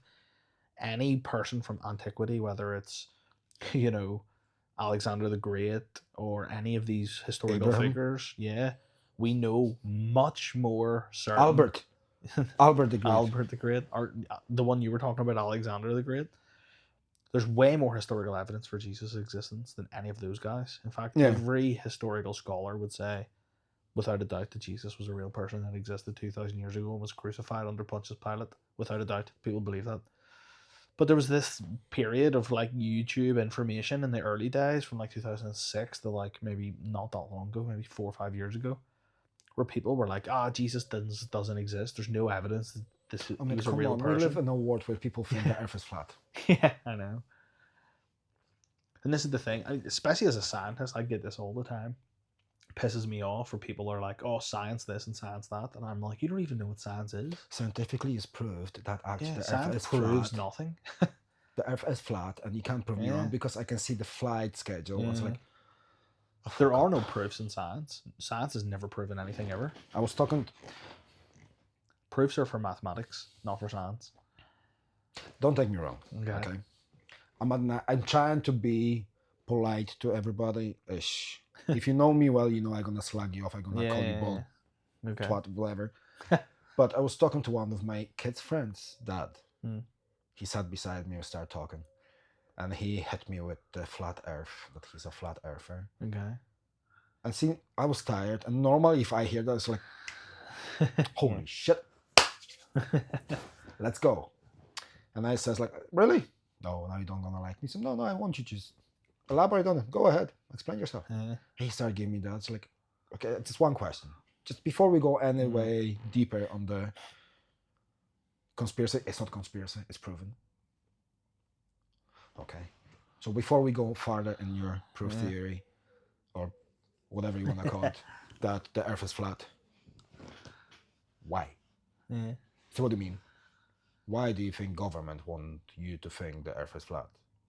Sorry, why do you think the whole entire society want us to think that the earth is spherical?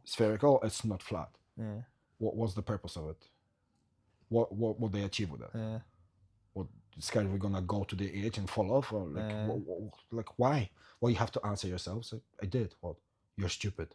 And he's like, well, it's not that. It is that simple, mate. If you start thinking that way, it's a rabbit hole. You can't prove it's flat. You're gonna say anything I'm gonna say to you now that's proven the earth is not flat. You're gonna say it's fake. People never went to the space. Well, the send balloon with the GoPros are like, and you also build a rocket. I said there's also a documentary on Netflix talking about the flat earthers. And you have that magical scientist with you who actually proven the point, like, I never heard about it, but doesn't matter. I'm not gonna go into it.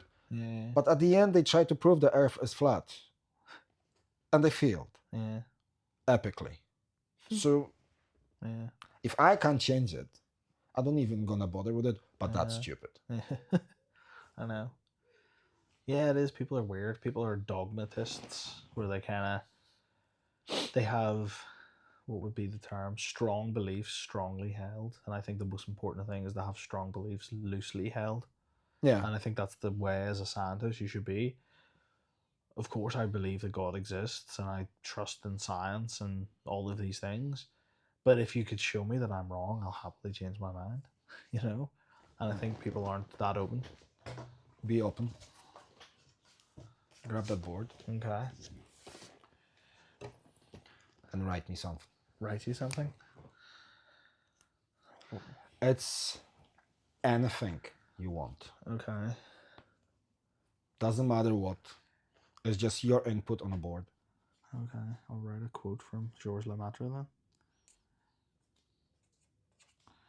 2 ways to know